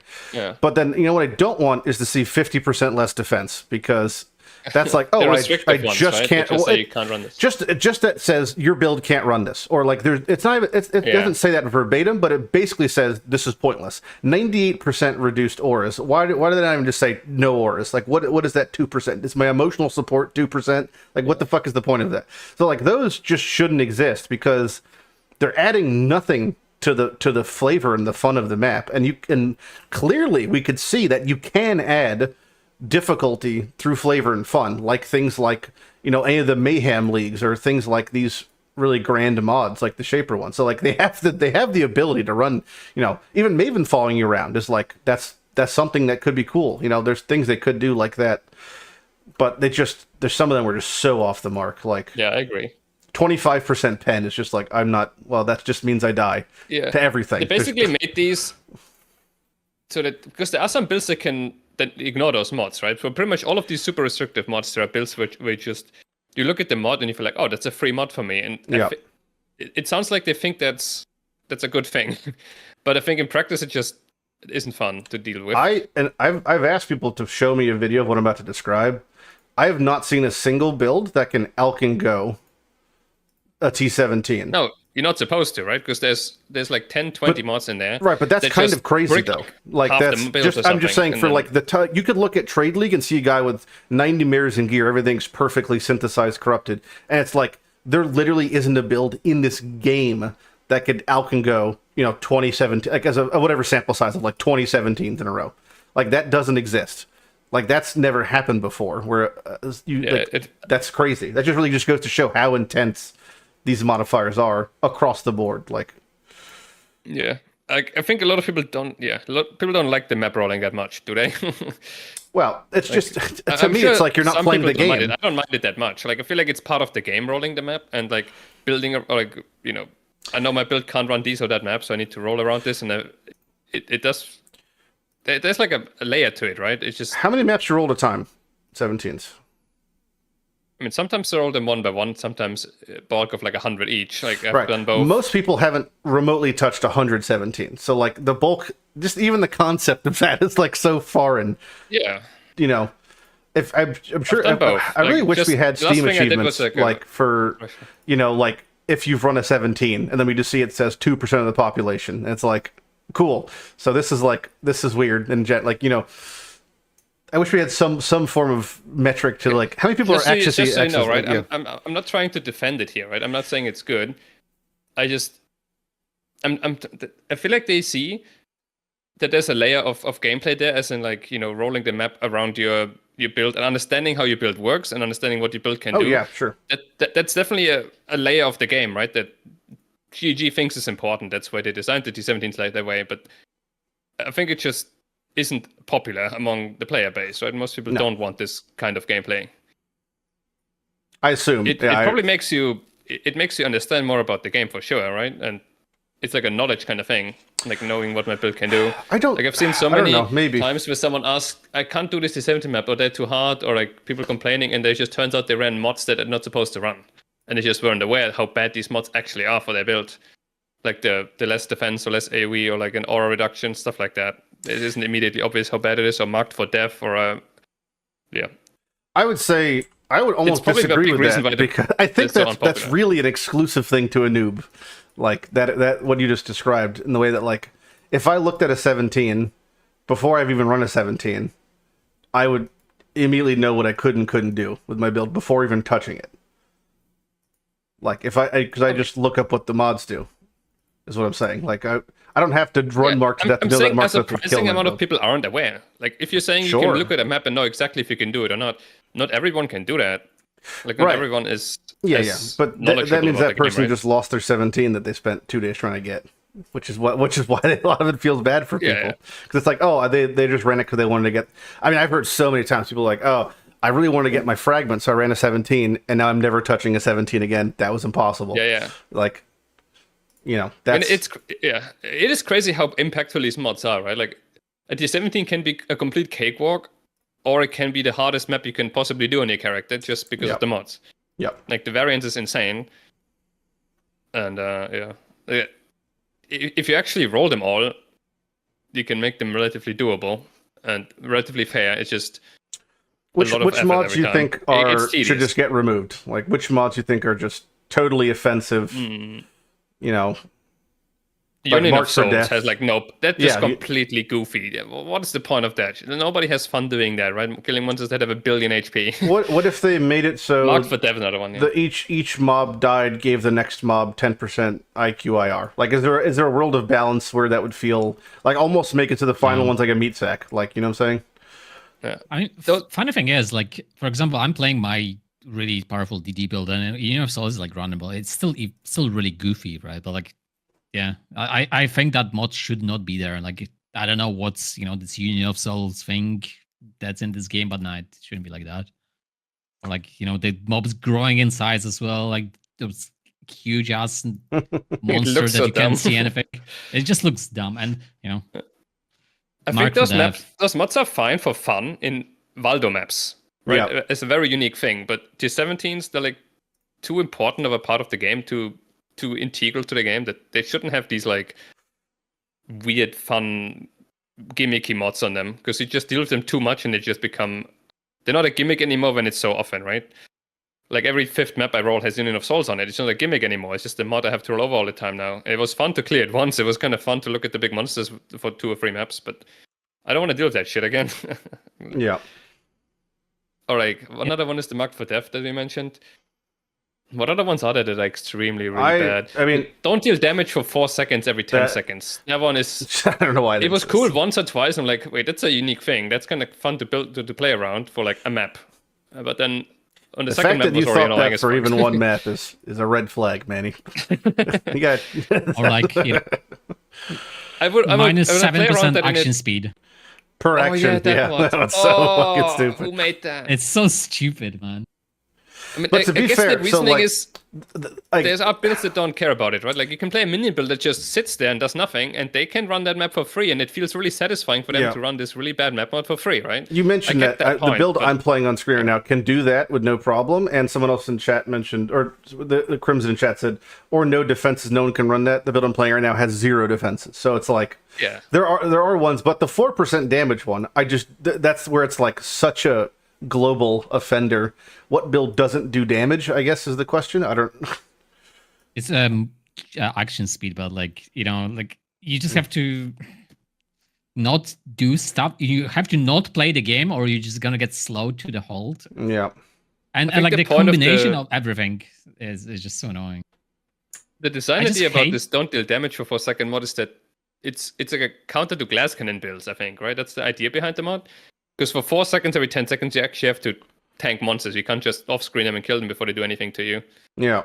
That's kind of the idea about the mod, I think. I That's think why they thought it could be a fun idea. that mod could work if there was literally a giant fucking timer on the middle of your screen that was counting the time. Like, the problem is the clarity of when the 4 seconds are on or off. Yeah. Prevents it from like really being it's applicable. It's going to stop the next second or something. Yeah, like it literally just counts on the top right of the screen. Like 4 seconds are red, then 6 seconds are green. So you know, like honestly, it could just be 4 every 20. I feel like it's far too frequent because like 4 seconds every 10. It sounds like it's 40% of the time, but it feels like it's way more than that because you can finally kill the pack. Now 4 seconds are over, you kill the pack, and now you have like in those 6 seconds that you can kill monsters. You spent the first second killing monsters, and then the next 5 you spend walking to the next pack, and then the 4 seconds hit again.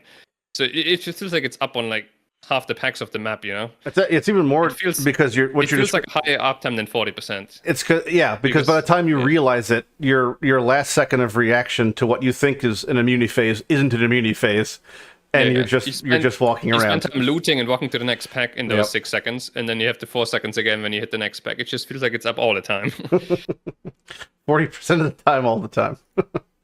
That mod could be fine if it was like 2 every 20 or something, and it's still like a glass cannon counter, and then but it's not like mega annoying when you try to play the game normally. Well, if you didn't know, there's a sound indicator for that thing playing every time. So you just have to listen to the sound indicator instead. I have to tone my ears to not listen to the sounds of monsters dying and shattering. I hear the monsters saying, "Time to burn" every 2 seconds. Embrace I don't know. chaos. I just think this entire league and like this entire 17s, you know, this bad optics of everything like compounded on top of each other and like annoyances compounded on top of each other. And you said like, okay, GG, we know that you like doing annoying shit with your game, and we accept that. You know, we play this game because sometimes we like to be annoyed, and like, you know, when I get sometimes annoyed, I get giga loot and I get my dopamine. But this time it's just so many annoyances and not enough dopamine. And like this dopamine we get from this game, it's, you know, it's kind of undermined by all the, you know, death by 1,000 cuts. You might need more dope. I think that's what happened. At least that's my take on this league, which is Legi hates fun. Confirmed. My take on this league for pretty much everything is conceptually good idea, poorly executed, needs some tweaking, right? High scope, poor execution. That's the GG motto. That's what you get every league, pretty much. It's a summary of the league for me, honestly. Yeah. Like, I do love the whole concept of 17s and splitting them, like the bosses, and the point of 17s as like a stepping stone. Like, that sounds great. Yeah. And it does feel like that. Like, it hits the spot, kind of, but not... Yeah, it needs tweaks. This is where I feel like if, you know, it's ironic that we used to say if they just had one more month or they just did 3 leagues a year, then they would I don't get it think right. time fixes it. But we've been on 3 leagues a year for over 2 years, and it has kind of been the same problems consistently. Where the first month of every league is like 3, 4, 5 patches to make the content feel palatable. Like almost every league, the first week is like such a negative experience interacting with the league mechanic. I feel like.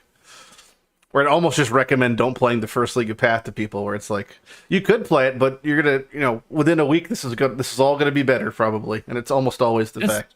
That's really the worst thing for me is like I think it's by design. Like literally, that's that's the tinfoil hat is on. That's literally by design. It's like okay, we're gonna make this league like kind of half cooked, and then community will just balance for us, and we just don't have to do all that work, or we just don't know what's the problem, or like we just don't have time because we need to do the next thing. It's like, I'm just worried. Did I ever tell you that I had this? I think I may have mentioned it before. I had this ultimate tinfoil hat idea that after when Chris sold like 87% of PoE to Tencent, right?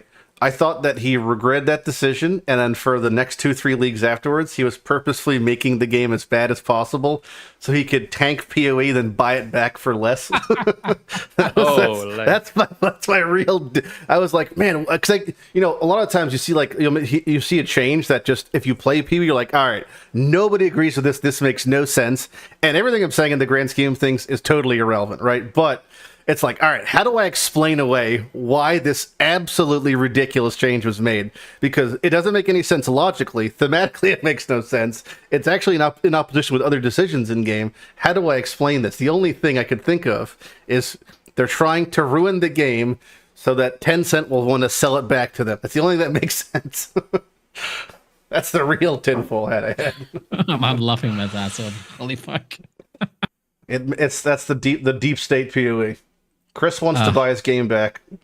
This is the only way he can do it. He made PoE 2 just so everything would go tits up, and then he's gonna buy PoE back from Tencent, and then call it PoE Ruthless. And that'll be the final frontier. I don't know. My take on this league was, it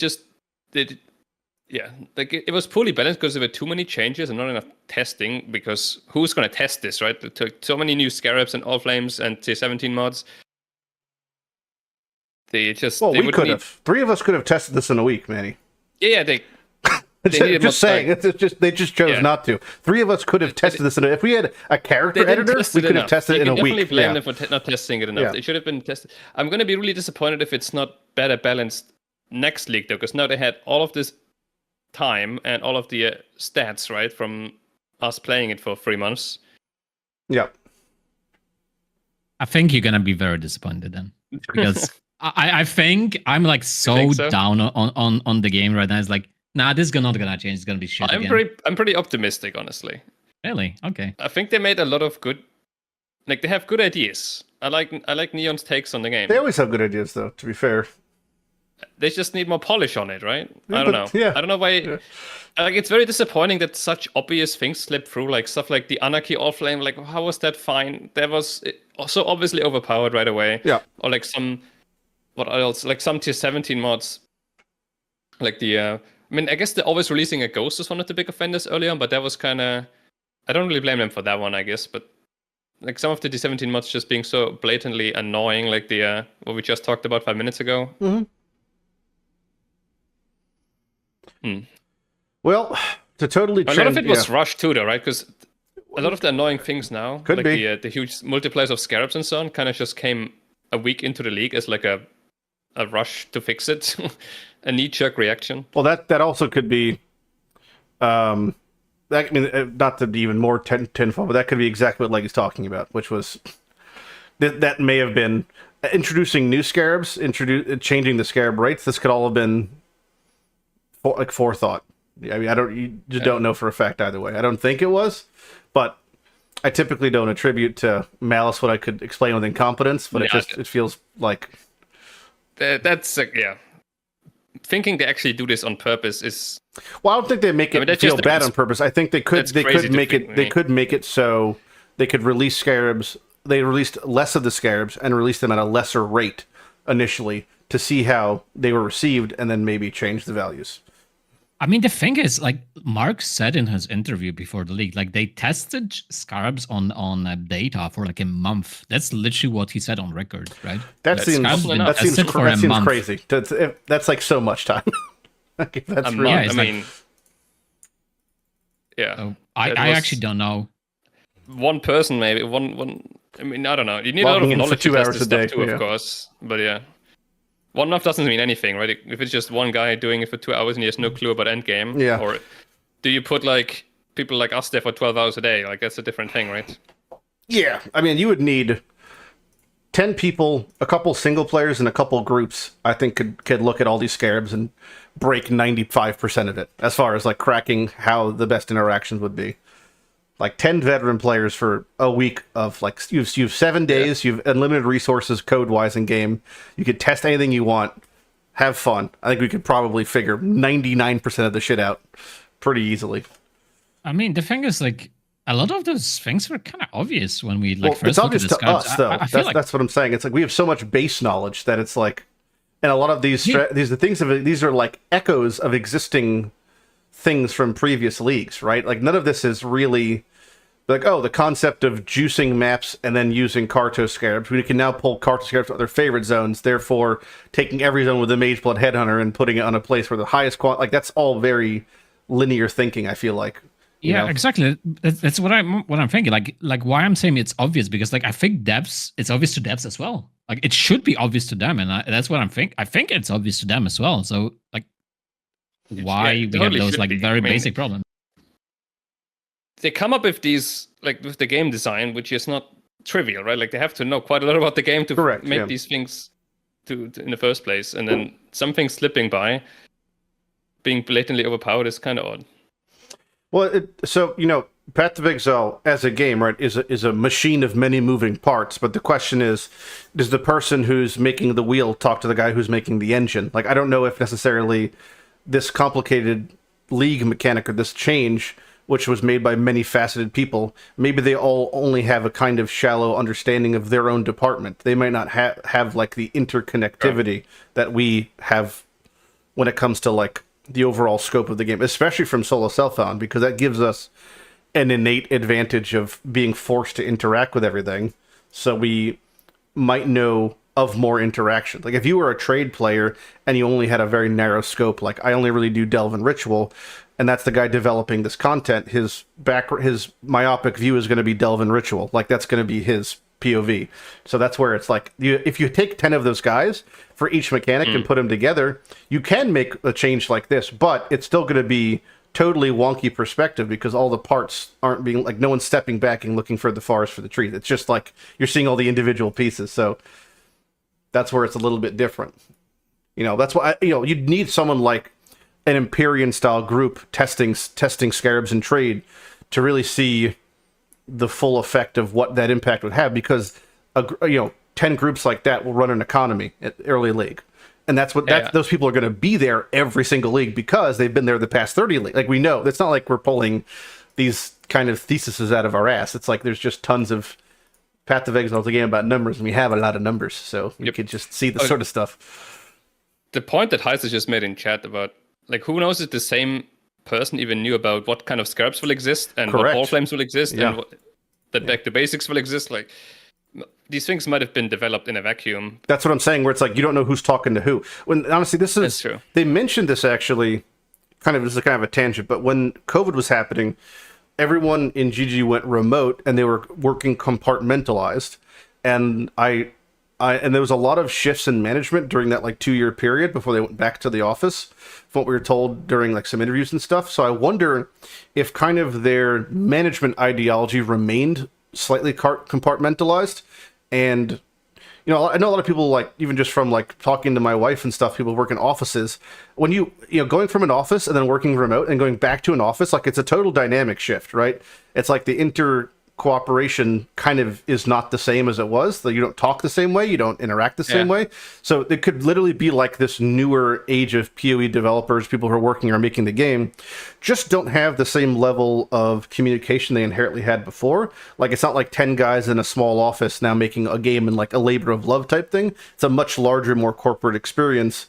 And because of that, they might not have the same level of interconnected discussion that's honestly required in a game like Path because of things we're talking about. Like, if the Scarab group isn't talking to the Atlas group, you're gonna end up with this sort of stuff happening. Obviously, there has to be some kind of like balance overhead, right? Like someone knowledgeable, like it could be Neon, I don't know, some lead that knows about everything, and then. Well, but he's a busy man. Right? He can't be there micromanaging. So his 6 managers in charge of their 3 managers each. Those 18 managers might not, all be on the ball in the same way. And all it takes is like we just discussed. All it takes is one thing to kind of slip through. Like if back to basics wasn't even intended or something. If that was supposed to be a different thing and that like wasn't really tested. Like all it takes is a little thing like that in Path to totally crack open everything. But that's why testing is so important, especially in a group setting in trade, because that's where it gets, like we discussed. You give one group in trade, one group of 3 to 5 people in trade, unlimited currency and efforts, and say, here's the entire Scarab list. Have fun. See you in a week. They'll be like, all right, we found these things. We were able to print 10 headhunters in one map. Maybe you should change that, So yeah, the question is, will they go back and rebalance them? Now that we have like a league worth of data and opinions and everything on this, because there are totally some Scarabs that have been probably insanely underused and just been vendored by everyone. Yeah, right. And most of the mechanic spawning Scarabs where the mechanic is limited to 1 per map, I think is pretty weird. Yeah, sure. But no, they have like a reuse at least. But yeah, but it's also like kind of a gameplay development question, which is, do we even, so the problem with a group printing 10 Mage Bloods a map is not just that group has 10 Mage Bloods of wealth, it's that there's 10 Mage Bloods being introduced in the economy every map, which is reducing the price of Mage Blood, increasing ease of access, then people get really OP gear really early on, and that's where it kind of has like it's like dropping a mirror day 1 in League can kind of ruin your league, right? It's like this, I have too much too fast and I haven't been able to enjoy my progression. So like that's detrimental on an entire economical scale. But how much do we actually care that a niche group is able to reap the rewards of an economy? Because it's happened every league forever. So it then becomes, how much can we nerf these high-end strategies without at the same time ruining these Scarabs for what would the everyday manner, like a more casual use case. Like that's tricky if there's like 20, 30 Scarabs even, but there's like a lot of Scarabs now. So I don't know how the hell you're going to balance, like bring the top 25% of Scarabs down while also retaining their usage, and then bring the bottom ones up while also not creating the exact same problems that the top 25% of Scarabs had. Like, how would you even do that? I mean, I think it's complicated, really. Well, let's go big boy. The big outlier this league, Curation Scarab. All right, I'll tell you right now what I would do. Curation Scarab, complete rework of that thing. Like either make it into an Atlas passive or something where you can farm cards in different maps or something, or just nerf the hell out of it, make it more common. But the curation shouldn't be there, in my opinion. Yeah, that causes most of the issues why Headhunter is so cheap, and so long as you just print these cards all the time. And then back to basics, either full rework or straight up removed, because that causes these gigantic Scarab multipliers into 17s, and it causes like 700 rarity maps and so on that print uniques. Like, back to basics shouldn't be there. 700, I got to 1200. Once back to basics is gone, suddenly stuff like barrels on the traders isn't as dominant anymore, and you go back to actually doing Abyss and Legion and Beyond and so on, because you can actually use those again. You're not back to basics, and then the balance is already way better, in my opinion. You hear that, Mark? Make those changes. Get on it. I hope so. They will make those changes. As I said, I'm like very negative when it comes to like next league. Like I think we are talking about they're gonna act on that data, but I think they will do some changes, but it's gonna be like very shallow. That's my prediction for the league. But I'm wholeheartedly hoping that I'm wrong. I really hope so, because I think it's gonna feel a lot different. Like it doesn't need many changes, right? Like really just back to basics not being there or something would, I think, almost completely change the end game meta already. Well, that's where do you think back to basics is really such an offender outside of Necropolis? Yes. Yeah, it has nothing to do with Necropolis. Well, it's Like a little the bit to do basic- with Necropolis. A little Not bit, sure, really. but Well, you have devoted Not mods and embers. That's making everything more exacerbated. yeah, but those are really good for non-back to basics threats too. Like you can do absurd, like Beyond and so on. Yeah, but I'm saying right now now the gap between back to base and everything else is that large. Is it as large outside of Necropolis?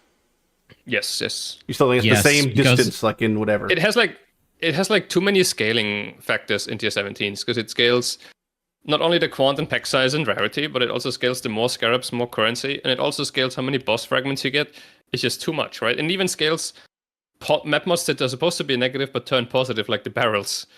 So you scale like 5 different multipliers at once, and when you multiply multiple factors, it's just too much. It's not even, it's multiplicative. It goes crazy. Do you think Like it shouldn't get increased effective map modifiers from back to, it should give us something else, in my opinion. if it was like, Not whatever, increased effective map 40% more scarab basic currency and map drops or something, like, how would you rework it? Like, what's your suggestion for reworking it? I mean, that's the hard part, right? Like, as we say always, it's That is easy the hard to part. to Yes. spot the problem, but it's hard to fix the problem. Let's be the change, Manny. Let's be better than everyone It could else. already be. We don't need to have back to basics in the first place, right? That's just a new optional thing. They could just sort of remove it. That could be one option. If we want to keep this flavor of having a new type of influence where we actually don't have influence, right? Neutral, That's kind of what it is, right? Instead of having Exarch and choose maps, we have these back to basic this theme. We don't even need this, but if we want to keep it, definitely it shouldn't be increased effective. You know what I think they could do? It could be a separate multiplier to more like the more scarabs you get from the 17s could just be from back to basics. That could be one thing, maybe. It kind of just dawned on me that a lot of the problem with, I think, back to basics is, you hit the nail on the head, and a lot of people just don't like running Eater or Exarch. A lot of people do like running Maven, but they don't like running different maps. I think an easy change with that is just make Maven be able to witness the same map more than once. And if you remove back to basics, that would, in a way, fill the same maybe feeling of being like, all right, well, I want to run nothing but Strand, right? But I don't want to do Eater Exarch. But then I have to basically put on no influence, and I'm just losing stuff because I can't Maven. Like, if they just made it so you could re-Maven the same map, I feel like that would kind of solve a little bit of a problem there. I don't think so. I think the problem would be that it just shallows the entire Maven influence experience, how the flavor of the entire influence is. So I don't think that would change. I think, honestly, just remove it. Like, I know what they were going for, but it just didn't work. Like, it was the same thing as, the Atlas passives for League Mechanic. I think it was cute, but it just didn't work. So Well, I think, we didn't even talk about that, actually. I think that is, like, and this is not to toot my own horn, but this is exactly what I said when I saw it initially, was if the League Mechanic's going to feel good, I'm going to feel like I want to always use these, or, an amount of these. And I did feel like that I felt like if I didn't have some amount of Necropolis stuff on, I felt like I was kind of missing out. Did you guys feel that same thing, where if you were doing Necropolis, interacting with a piece of Necropolis, if you didn't have the Necropolis mods on, it felt a little lackluster, or you feel like you were almost felt obligated to put in points into Necropolis? I think the problem with putting League Mechanic on the Atlas is, I mean, that's what Mark, I think, feared about, like, this design, which is fair, like, giving us an option to, like, get more stuff that we want, which is kind of what Atlas 3 is. But League Mechanic is there always, right? It is there for every single person playing that league, right? So it's like a baseline, right? So you are incentivized to make it weaker, to introduce those passive to make it stronger, which I think is a very flawed idea overall. So I don't think that makes any sense whatsoever. So I think there should be just a baseline, and that's a good thing to have. So there's not another, lever to, determine the experience of, the league being bad or league being good, right? Because, like, you have to make it bad to make those passive worth taking, right? So I think it's just completely flawed, and I don't think it should be in there, because, like, also there's an opportunity cost of taking those passive on the tree and, like, not take, let's say, quant, right? Yeah. Because you have to take the thing, right? So I think it just, on top of the thing being, designed flawed a bit, and like having that design flaw also has big opportunity costs on other things, which makes it feel even worse. To you double down on the things. So, in my opinion, failed experiment, but I don't know how you guys feel about it. Kind of the same. I just if I kind of equate it to like any of the league. Like if I'm doing Harbinger without the nodes on the tree, it just feels bad, and I wouldn't want to do it. And I kind of feel like when I was looking for corpses, if I didn't have corpse nodes in, especially when it's like the unique corpse nodes were just like so bad for the most part, because the only one that was really care about was Piranus, and you just never got that. So it's like, if I didn't have the one where it has just basically, if we took the other two, it said there's 100% less chance to get unique corpses. So I feel like if I didn't take that, I just would be kind of losing out on getting corpses. So I felt like a soft obligation to basically take them, which was not a positive experience, because then it's like, it's not as if I had more Atlas points than someone playing not in League, so it's like, well, now I'm just missing Atlas points in a weird way, which totally might not be the right way to look at it, but that's just how it felt, But yeah, so overall, it just felt like I would prefer to not be in the tree, because anytime I'm interacting with a mechanic, I kind of get the feeling that like maybe this mechanic is 10% less because they expect me to put points under the tree, and then that's the real experience, is the fully invested one. Yeah, I get that. Like, he basically played with like minus 20 points for the most part, but then it felt nice that when you didn't need the mechanic anymore, right? When you were like, I'm done crafting, I'm done doing this, I want to skip it, you then basically get 20 points.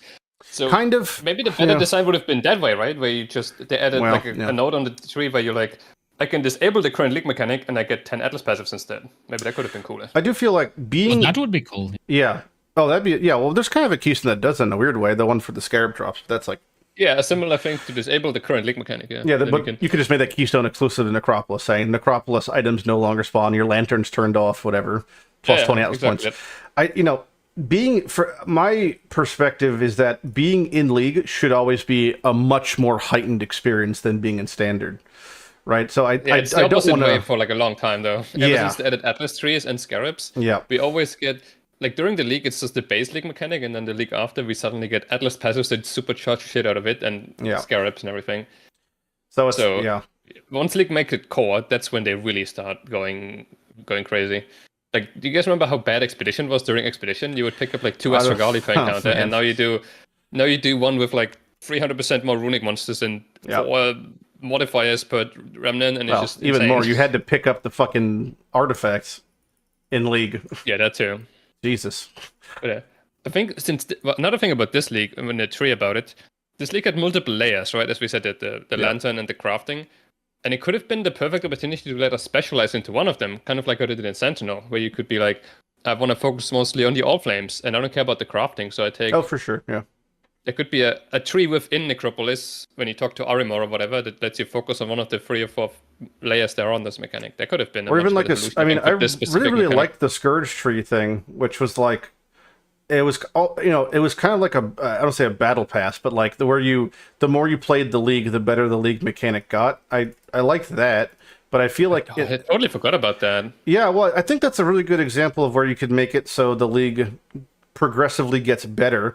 The fear, right, in that perception-wise, is that people are going to say, oh, well, the full tree is what we would have just gotten if we didn't have this, and everyone playing without the full tree is now playing a lesser experience, which is kind of the same ideologies that I'm saying, which is like, I don't think so, actually. I don't agree with it, but I think that is going to be a semi-popular opinion, which is like, until the tree is full, this is going to be shit until the thing is full.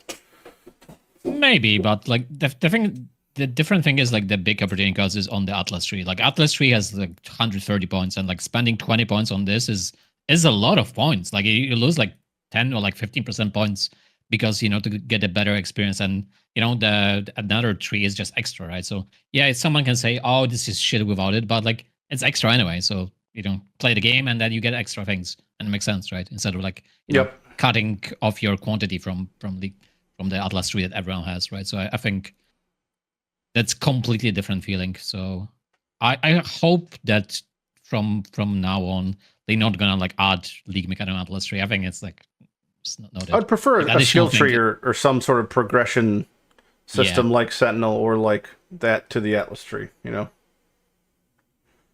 That would be, I think, more preferential.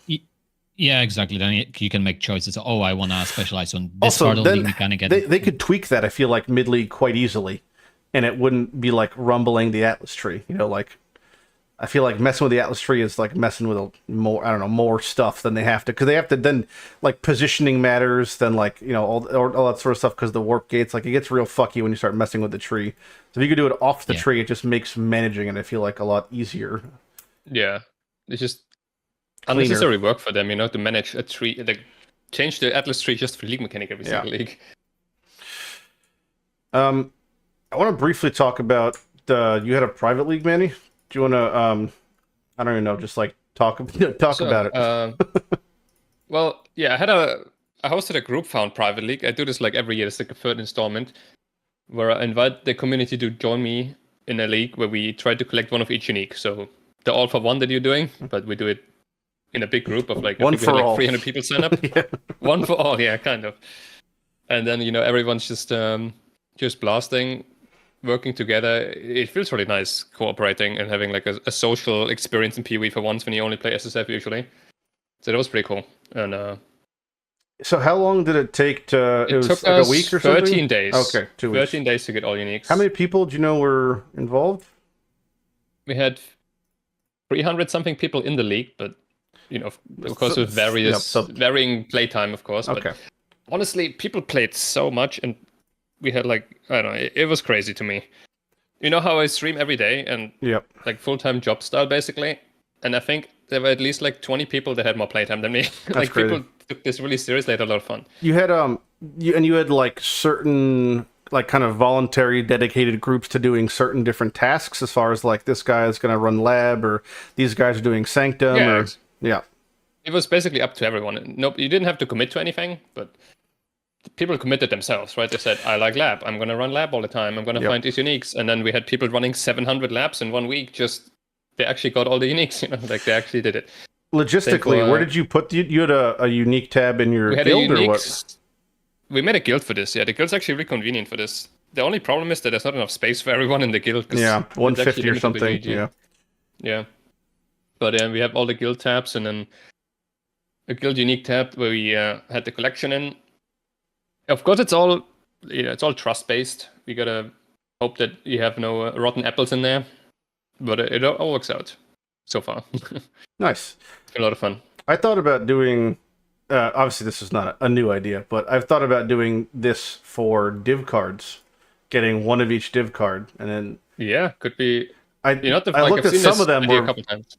Well, some of them were super fucked looking, like because there's like I don't know if there still is, but there used to be one locked behind Hall of the Grandmasters, a div card. That's not so bad. No, well, it'd be just you know, it gets worse over time, right? Because people keep adding I think MP just added a character that was like near unkillable or something. So there's you know, that sort of stuff. But you can always just leave, and it happens when you find that guy. You could. It's not in every single one, right? No, I don't you believe always want sometimes. Yeah, but. The problem about the div cards idea is that stack decks exist, right? And they kind of trivialize it. I don't think it would trivialize it too much. Well, even if it was just a week, though, I think it'd still be quite challenging.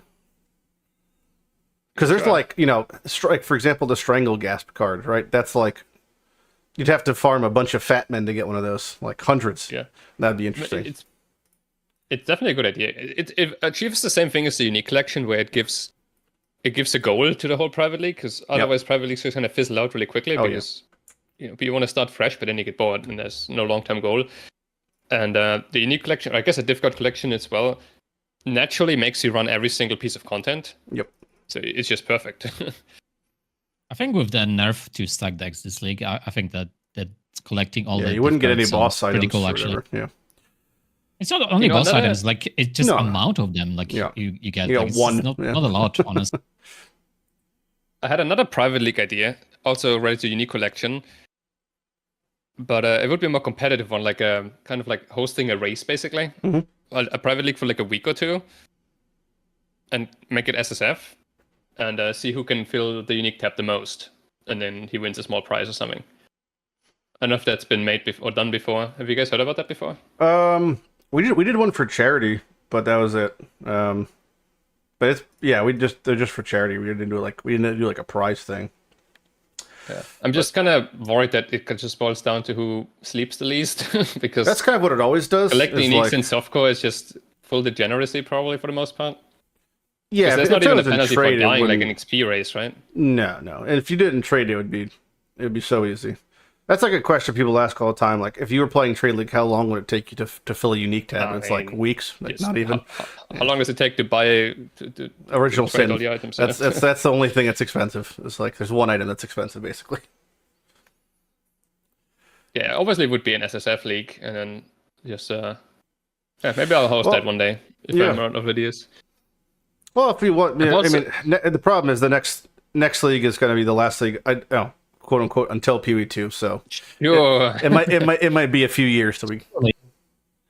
I don't expect a full release for like another year, right? Like at least. Well, if you want, maybe next league, if it's inevitably extended again, we could plan something like a +1 event where we host it and like we'll get them to like sponsor it, like GG's to give us stuff. Yeah, maybe.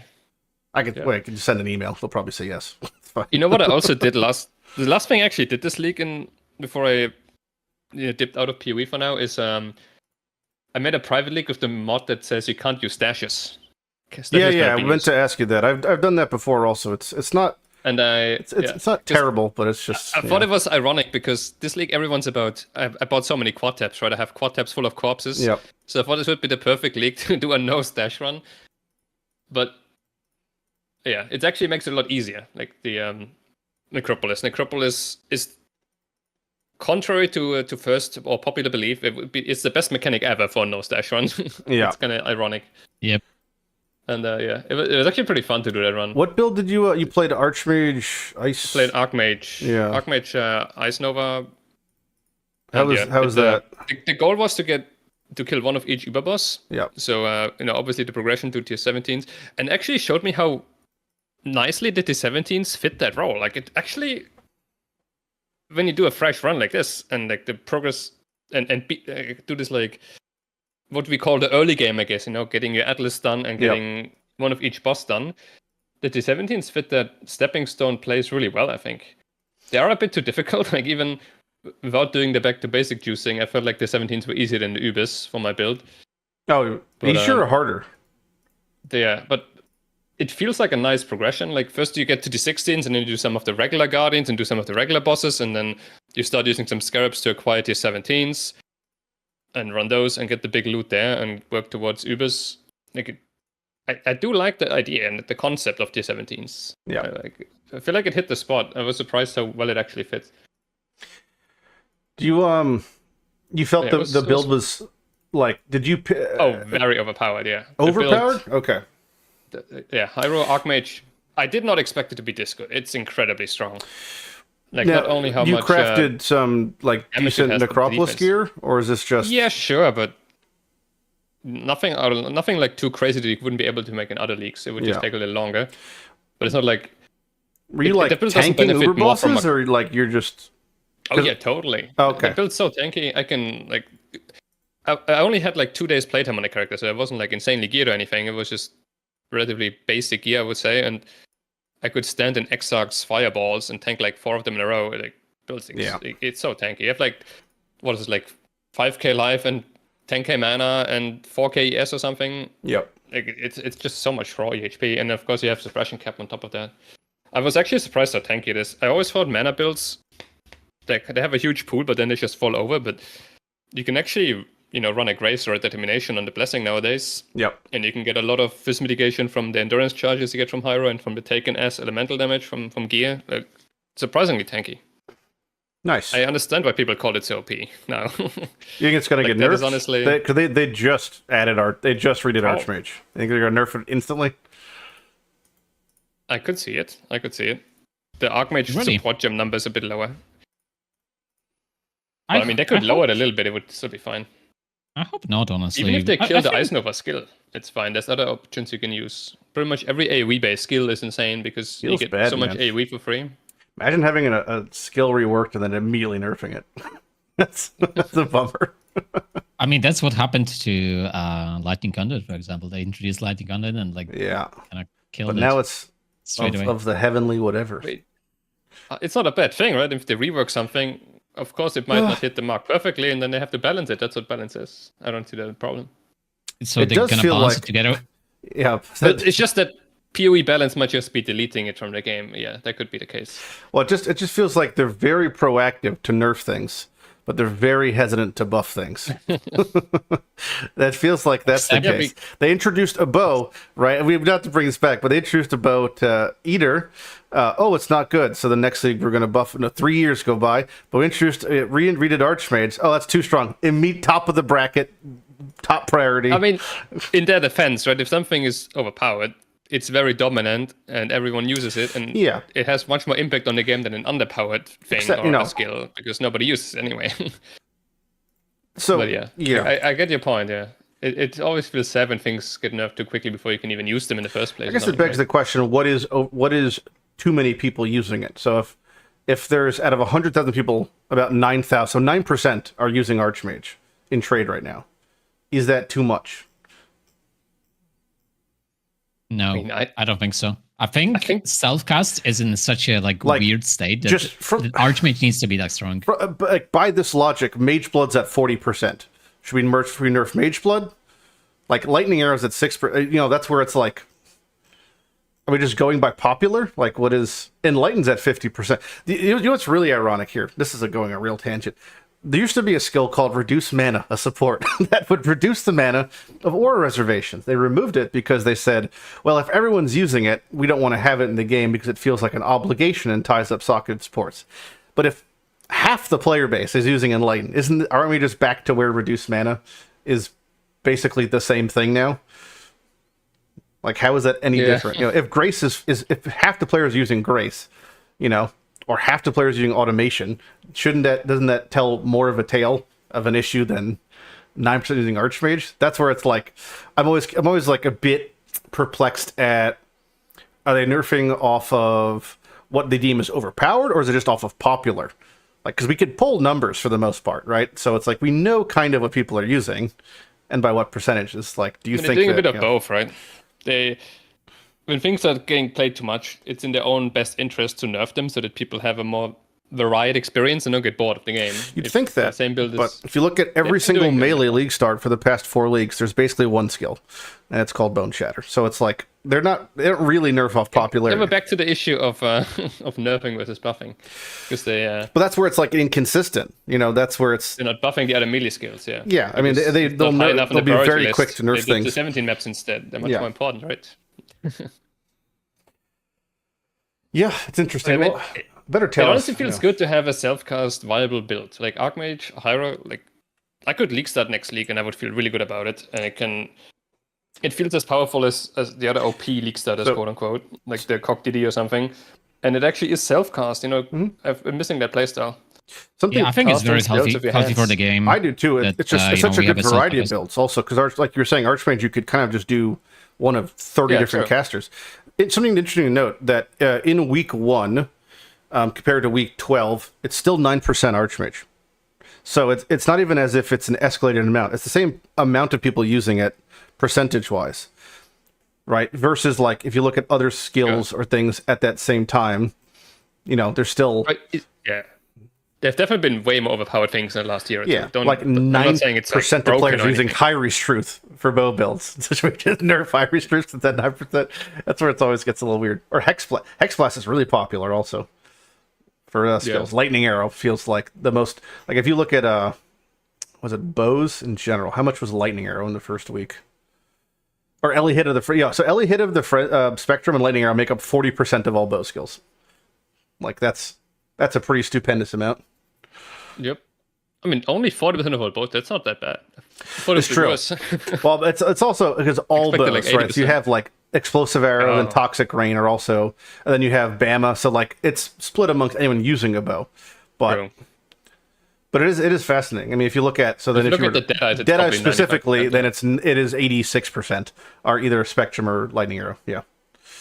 I mean, mostly because they nerfed Tornado Shot literally this league, so like not a lot of people are playing Tornado Shot. And there's also there's so many bow skills. Like if you look down the list, like you have Storm Rain, Blast Rain, Ice Shot.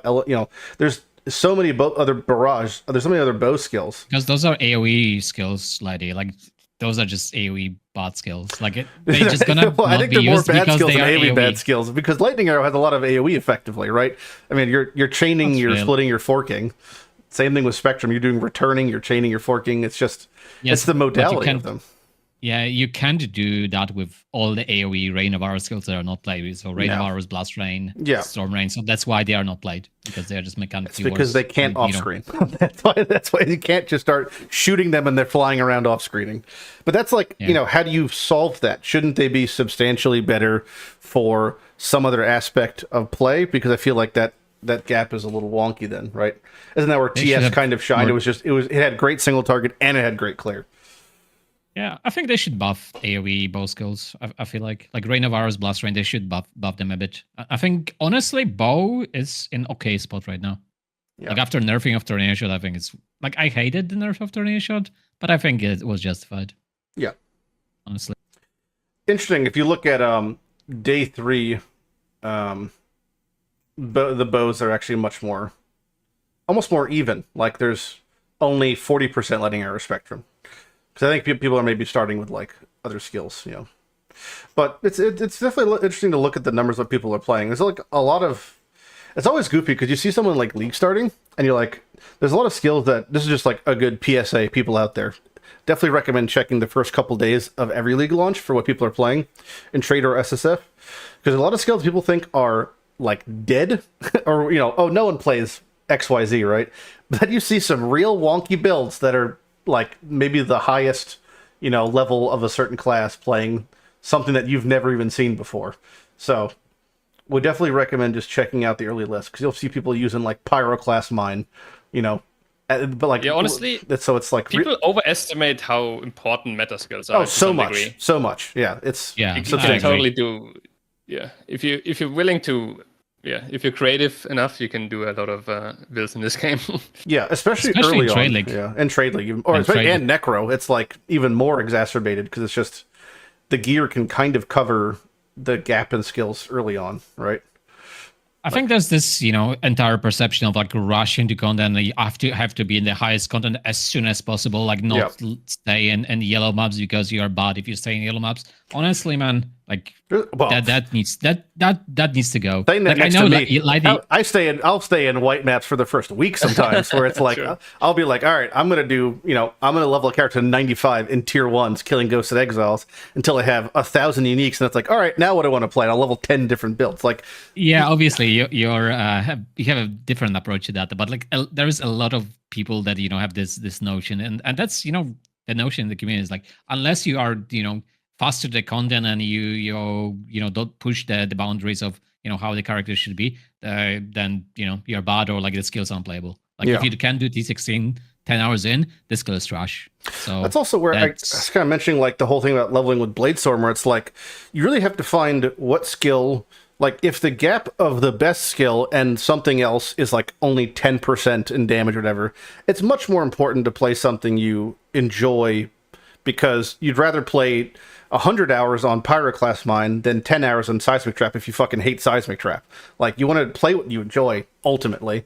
The gap isn't, like... I mean, there are some examples, like, don't play Siphoning Trap, but for the most part, it's like... things aren't that crazily different for a lot of skills. Like, there's a lot of ways to make things work. For example, this guy is using his Pyroclast in a 4-link in March of Legions that have +7 aura levels. So he's got level 28 Pyroclast Mine, and I'm sure he's doing way more damage than most people for that mine build. So it's like, there's a lot of ways you could build things, and a lot of fun to be had with playing what Manny called like non-meta skills. Like, there's so many fucking skills in PoE, and sure, 10% of them might be literally unusable, but there's still hundreds of skill gems that just don't go used, but are pretty good. And, you know, all the uniques that we praised the rework for in Calandra, there's a lot of good early game uniques, especially in, like, as I said, in a trade league setting. Oh, like, you can buy. Well, he mentioned Archmage Mind Spiral is, like, so good for Archmage. Yeah. Something like that, you know. Or my, you know, favorite unique that I've been praising for, like, a year, you know, the Kikazaru. Kikazaru is so good. I've been trying to vow them to get +1 or immune to bleed on the Kikazaru for my chieftain, because it's like such a strong item that it's really underused, especially. I don't know why, but it's so strong. I love this item. It's insane item. Actually insane item. 300 life regen, mana, stats. It's common, so you could get any Val Implicit you want. Makes you basically curse immune plus the tree. Like, so good. I'm just gonna give you an anecdote about that. Like, I know a player, that plays in a group, like in a competitive group in Trade League. Like, he mentioned, like, second month in, he just couldn't find a better ring than Kizaru on, like, his perfect Sure. aura bot, because it fixes auras, fixes regen, like it has everything, and the nice corrupt implicit on top of it, right? So it was just great. And there's a lot of uniques like that.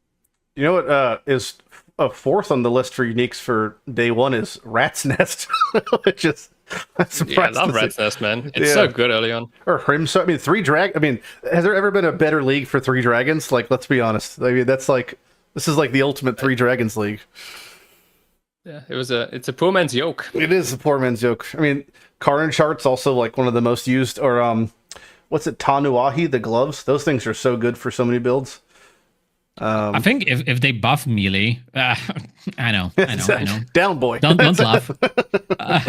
Tanuagi gonna like shoot up in usage. But I hope so. That's coming. I mean, another glove to mention, like if we are on those uniques list, is Valkyries. It's a tier 3 unique. I think it's a little bit more rare than usual. So good though. But it's amazing. Like, it's if you're playing some kind of build that can use like Flame Blast or like some cold dot. Like, or that item is I'm insane. showing on screen now, but this guy's, you could just put in Val Purities in there, 3 of them, and they gain 5 levels. If you didn't know, so if you have Val Purities, you put them in there and you get level 26. I mean, yeah, literally, it's a best in slot aura bot item, like a couple days in as well. So, or just honestly, a lot of builds, you just put them in there. Yeah, you're seeing many. Sorry, one of those classic like Trade League early game abuse items, as I would like to categorize. Like the Blessing Boots, also, double like those. March to the Legion. It's those uniques that they're extremely good if you get them at like level 70 or 80 or something. Like, they're absurdly good and they hard carry you all the way to the 16 maps. Yep. And you can't really abuse it in SSF unless the stars align and you get it in your first map or something. But in Trade League, you can actually plan for this. Or you can. A Bitter Dream is another one that works that way. Yeah. So when you get it when you enter maps and you get a Bitter Dream, that thing carries you to the 16s right there. Oh yeah. But in SSF, you never get it because it's like somewhat rare. But I made a Trade League, you can plan around this and just. Not to plug it, but I made a video a couple weeks ago, basically talking about this, which was, I've lost it. It was a list of like 10 uniques. Here's the document. That like, if you basically get these like super early on, or you could farm for them, they could enable builds that can get you the set to 16s, no problem. So like Obliteration, Mind Spiral, Dread Arc. Like Dread Arc for Hex Blast, just carry it, gives you the on hit. White Wind you could use for Frostblades. Consuming Dark is super common. Piscators, especially with Elihida the Spectrum. Piscators is so strong. Like there's like a ton of uniques that you could use that you could make, easy T16 viable builds around. There's like 20 more. These are all just T4 and 5, so they're the most common. Like day one, you'll have almost half of these uniques, and you could do up to 16s, no problem. Yeah. And then in Trade League, you can add the tier 2s to that as well, or tier 3s, because they will probably be available as well, especially the off-meta ones. They're going to be cheap. Yep. Yeah. The Frost Breath one I saw recently, which I really wanted to play with for the Jug builds. There's the Ambi Dexterosity Dual Strike. Because you get... It's really strong. Yeah, you get that free all damage can chill, so then you just have double damage on your main hand, and you're trauma stacking. So it's like, just free double damage. There's like tons of uniques like that are so good, but also like, they cost a nickel, and you could val them. Which is also, that's the real fun part about from SSF is, because you could pretty much just get uniques quite easily with a lot of early Atlas trees.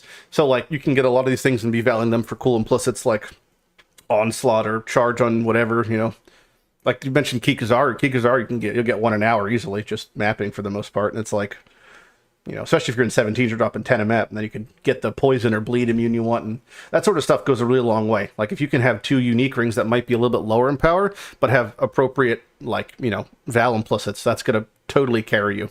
It's just, the best thing about it is how much time you save not having to acquire another rare item. Because rare items take so much more work, right, to craft, or I guess in trade, you buy them either way, such like uniques, but You still have to put more effort into finding the right one, I guess, on trade even there. Well, But, unique yeah, is just so, if you're using like Tanuahi's, same. like you're getting a curse on those is not even that difficult. You're going to be dropping them so frequently, so like you can get a lot of value just like out of those sort of things, because like getting free vuln or something like that, or immunities or whatever. So good, uniques are good. Definitely underused. Yeah. So what are the predictions for the next league? Since I was negative Andy as always. That I hope I think that not gonna be a lot of changes. Gonna be another whatever league. So do you want predictions or a wish list? Yeah. Let's start with the wish list, I guess. What is the wish list for next league? I think there was a question on Twitter about that. I want more different tier 17s. I'm tired of those 5 already. Yeah. Give me another 5. I really just want whatever league they add to be very like simple in scope. Like I want them to promise something very basic and then execute it flawlessly. I don't even care what it is. Like I have so much fun in the base game, right? And there's going to be base game changes to a degree anyway, so I'll have infinite fun there, right? And it's just like if they have a mechanic where it's even something like Ultimatum, where it's like you kill things in a circle, you get a new currency, you fight a boss. That's it. Like, I'm totally fine with that as long as that's what they promise and that's what they execute. I don't want a 4-tiered mechanic that requires storage and spreadsheets that it's going to be not good for the first 3 weeks and then just like totally half-assed. That's so much worse for me. So I would much prefer a very simple How about a league mechanic. where you find a rock and you channel it for 20 seconds every map? Let's not do that. Well, that's the real question. So they've been like looking at other game archetypes and then like ripping them. Whether you have like the half-assed roguelite or the half-assed auto battler or the half-assed channeling thing, or I'm curious what we're gonna get next for some sort of like a card game built in, or I don't even know. I mean, Dude, that'd be badass. I like a card game. Yeah. I have the perfect one for you, Lighty. How about half-assed Dark Souls? And it's called PoE2. I don't want that. Oh, No, I don't want that. But yeah, memes aside, I honestly want to play melee builds that are not cumbersome to play. And like, I don't want to cast my totem every freaking pack on every freaking rare monster. I just want smooth melee builds again. Because I always had a lot of fun.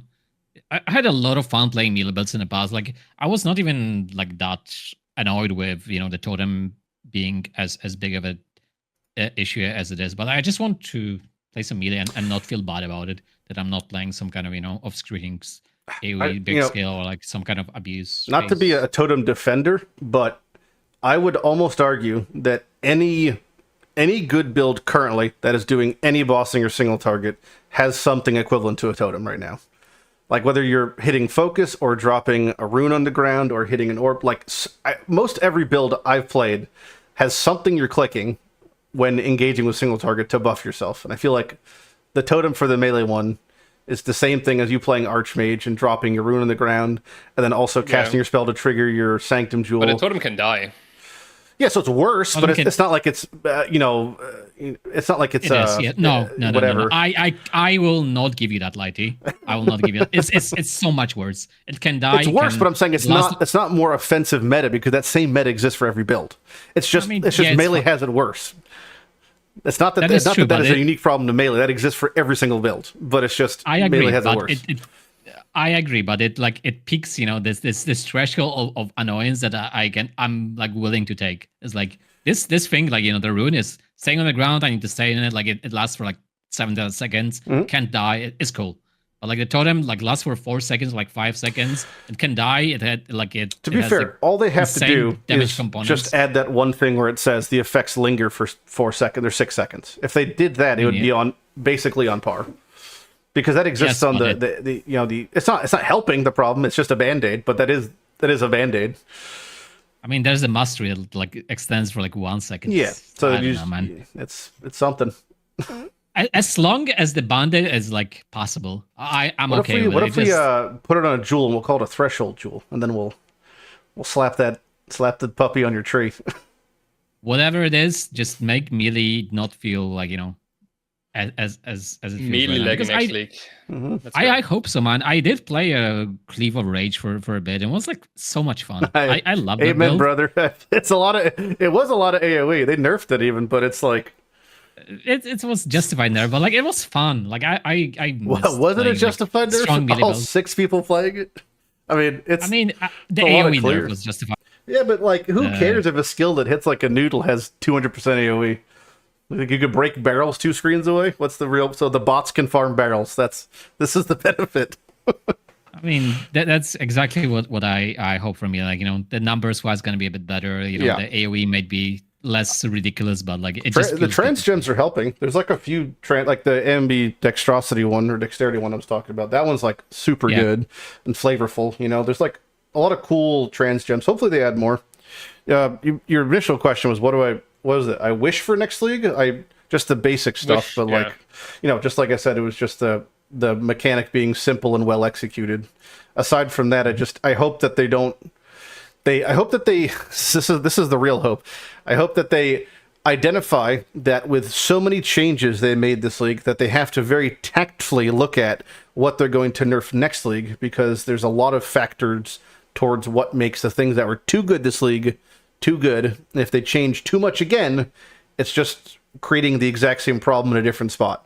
Like if they nerf 10 things and add 10 things, that's solving nothing. You're just moving the problem elsewhere. So like they just have to tweak 17s a little bit, tweak scarabs a little bit. We can't, like, every league, every patch can't be add a bunch of stuff, nerf a bunch of stuff. Like, it requires careful lens.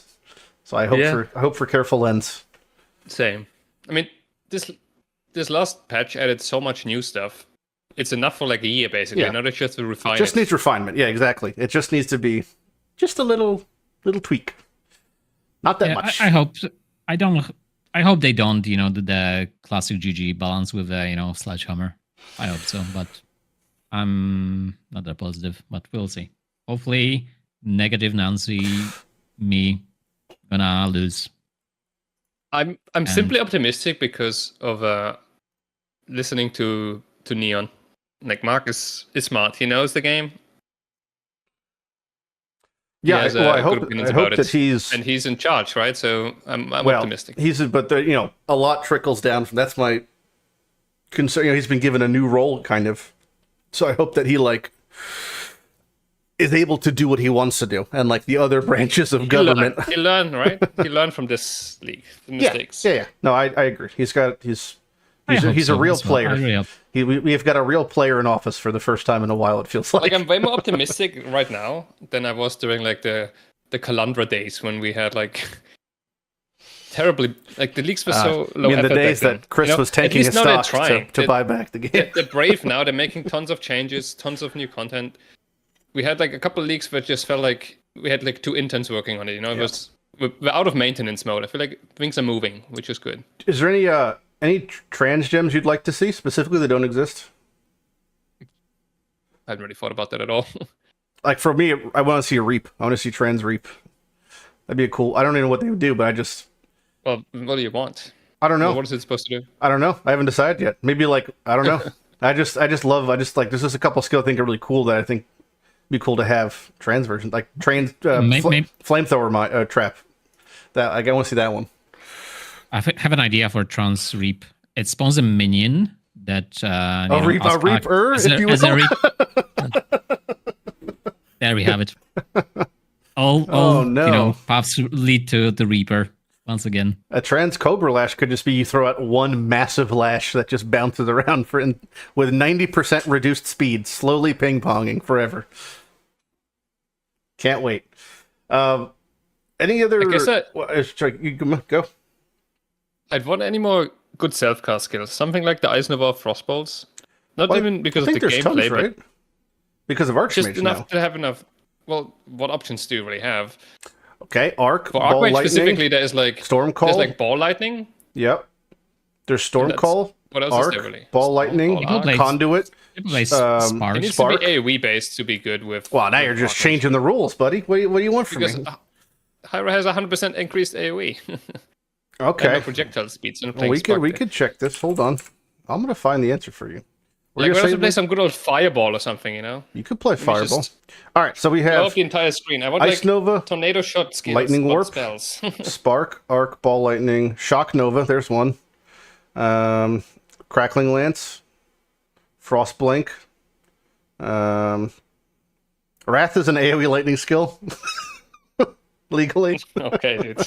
Technically correct. Technically. That's the best kind of It correct. doesn't have to be a lightning skill, by the way. The element doesn't matter at all. No.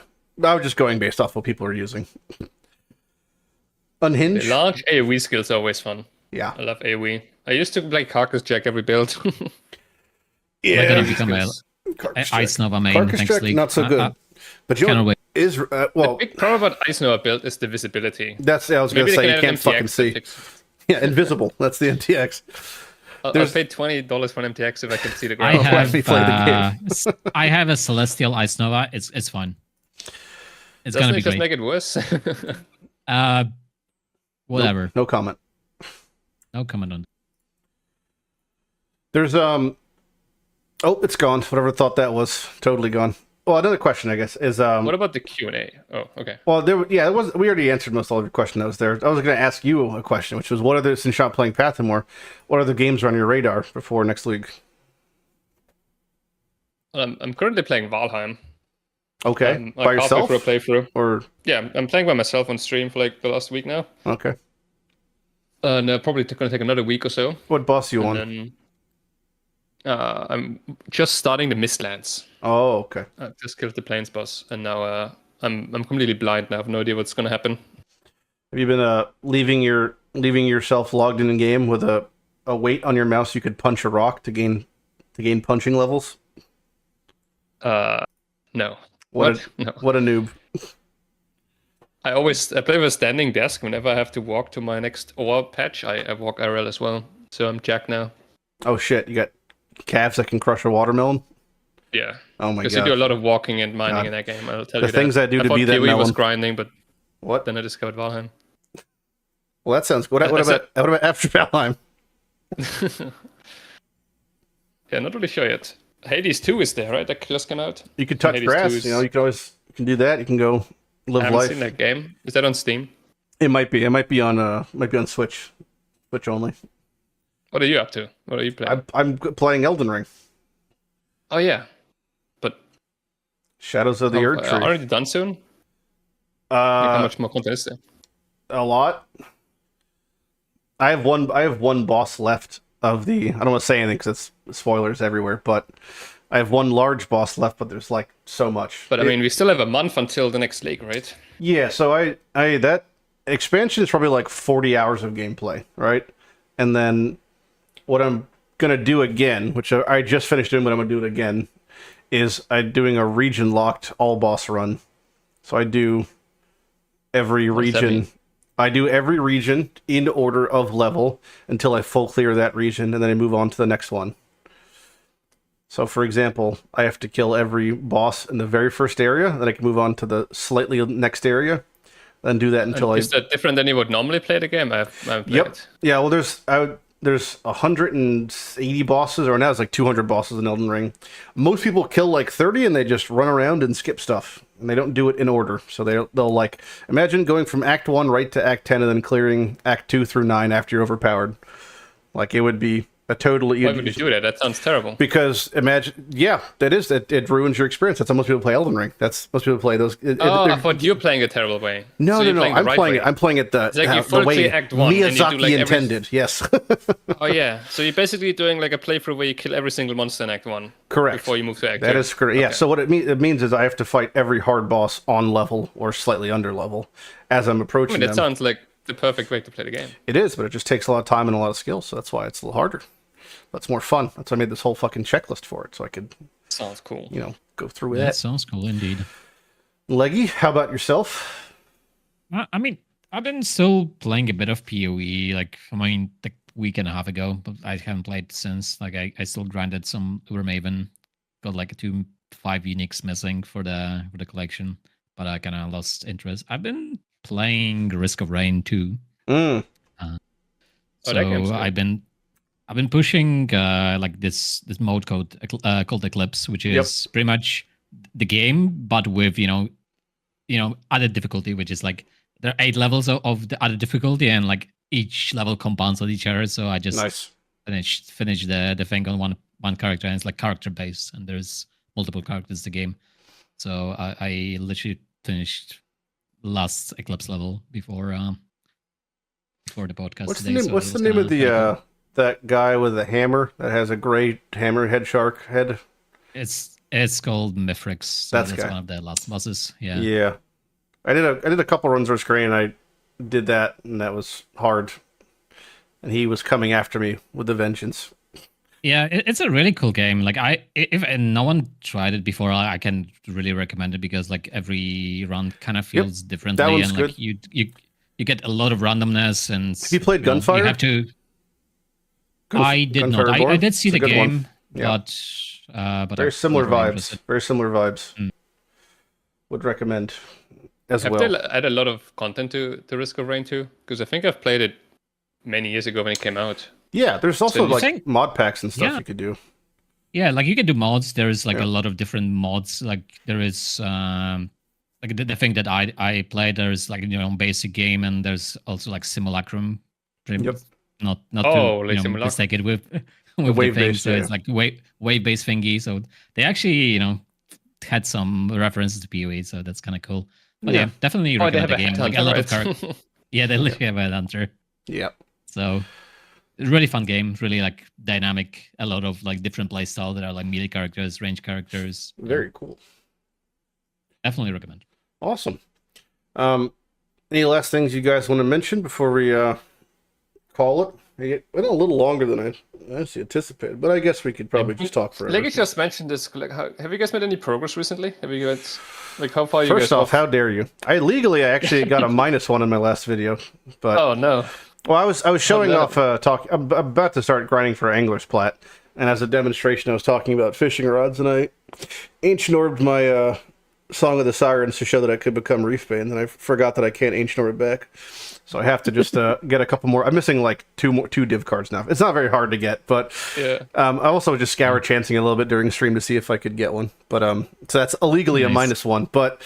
The last couple, I actually got some insane. I got my first mirror last week, and then there was. Oh yeah, I saw that clip.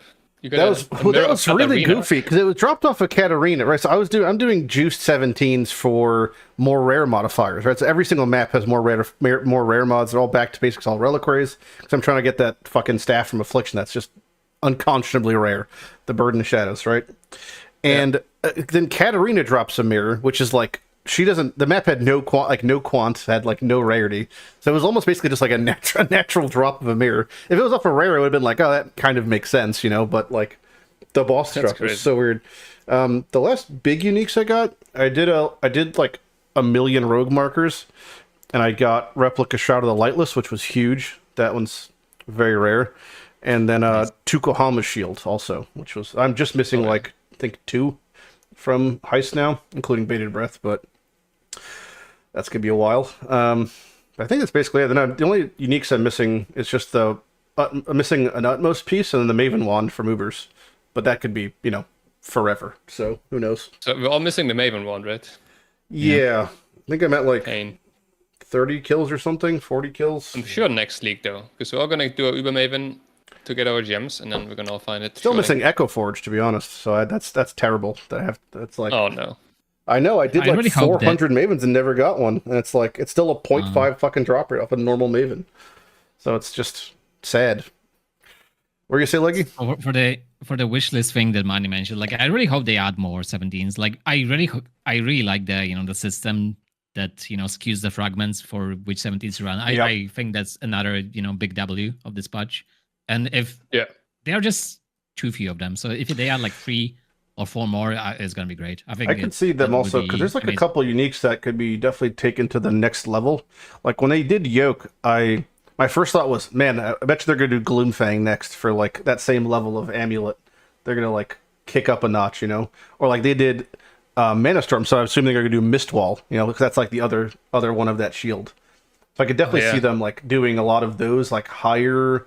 And unique, so maybe something like a Memory Vault, like a Brine King Crown, where it's like a very high drop, like rare unique that's like let's return it to its former glory a little bit, you know? Those could be cool. So. And also, like, all the 17 bosses, none of them are new, so, like, they could just take any content they want from anywhere. It should be easy. Like, it should be not hard to do.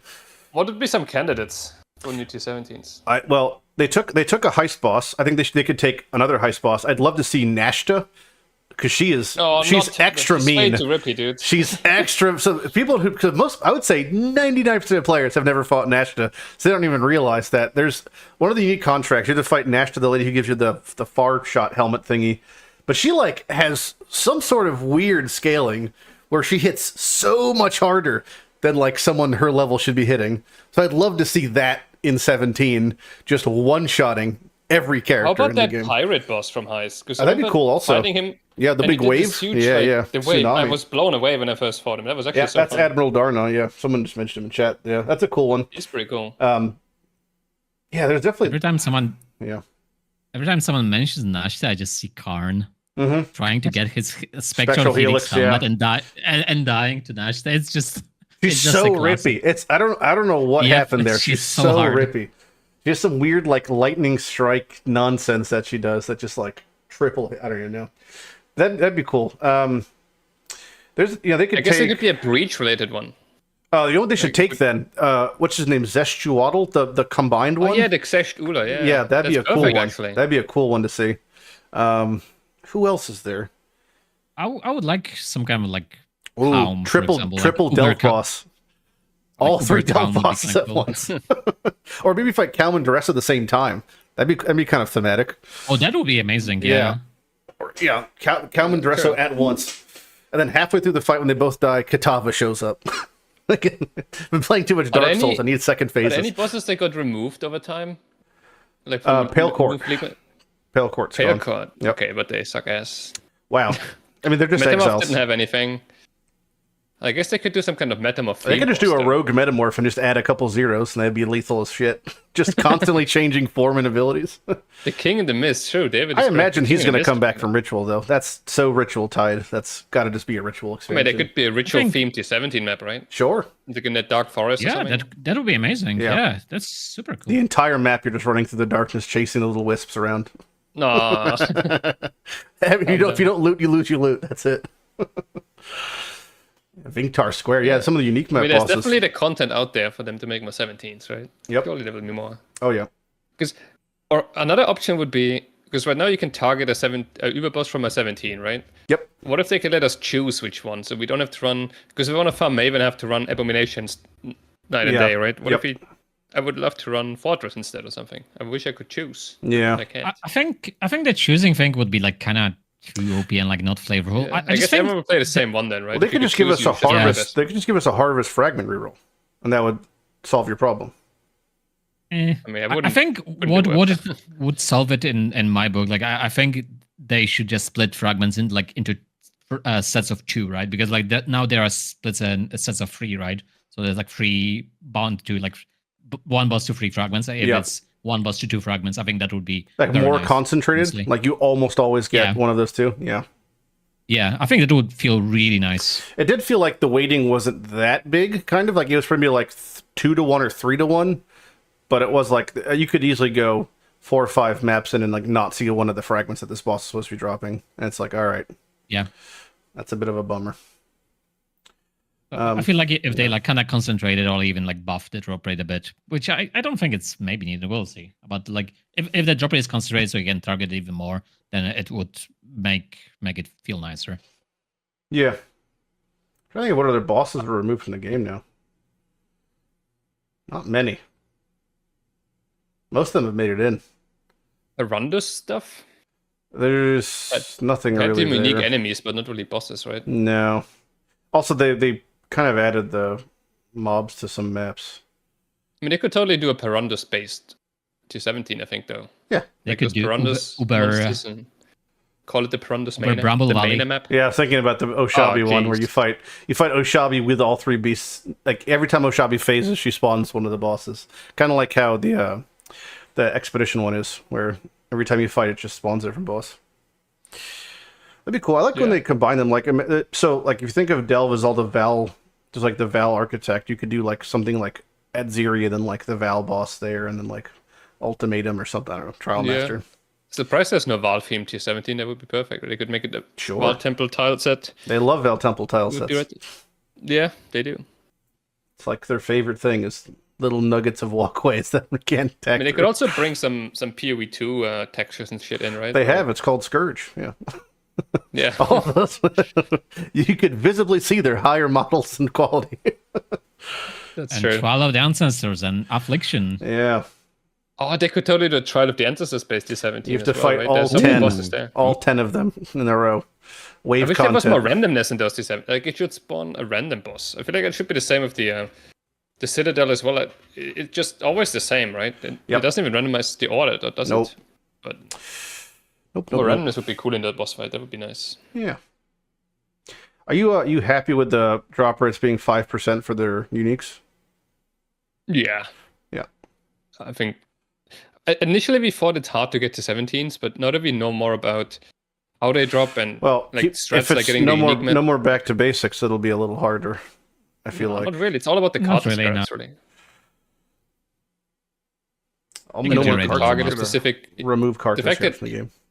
The fact that you get the same 17 over and over in SC16 makes you able to farm stuff like Yoke really fast. All yoked out, nowhere to go. Yep. I agree.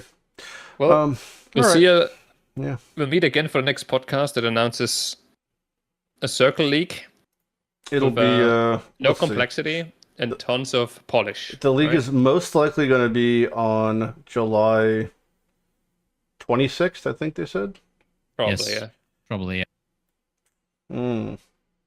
Probably it's going to be, 21st. The league going to be polished, but not polish, because that's what we don't want to have. Not Polish or not polished? No, the polished one it would be the better. The polished I still one, can't tell. I think you just might hate Polish people. I don't know what's happening. I mean, I do. Kind of. Oh, shit. I mean, still why you don't like the league. They took away polished scarabs, and now Legi's like all negative about this patch. Now he has to go polish on his own time. Rude. No more Prandis Pact. I like that jewel. Yeah, that jewel is really cool. It's the only unique that is actually cool. The other ones are so lame. The gloves are very powerful, but I don't think the gloves shouldn't be working the way they work right now. It doesn't make sense. It's definitely just an unintended loop of a mechanic. Somehow generosity is giving you aura effect. It shouldn't be. It's not supposed to work like that. I mean, they could make them work like that. They just have to fix the wording then, right? Well, it's just you're not supposed to be able to awaken generosity to it aura and give yourself a buff. No, I mean, if the gloves say auras always affect you, then it could be fine, right? Sure. But it says the aura only affects your new link target, which in turn also hiddenly means that it always affects you. And that's why the gloves work, right? Yep. They should at least clarify it on the gloves so you know that what they do. Like, the gloves are OP right now, but you wouldn't be able to tell from reading it. No, they're cheating. It's cheating. It's all cheating. Yeah. And I don't even know what the other uniques are anymore, because I've never seen anyone use them. They don't exist. And that's where we're going to leave them. All right. That's it. We're done. Everyone go home. The funniest thing is that Lighty said before the podcast, it's going to be a quick one. We're not going to have much to talk about. I just think, to be fair, I think we could probably talk. We could talk for another 3 hours if we just sat here. It just wouldn't end. It would just keep going.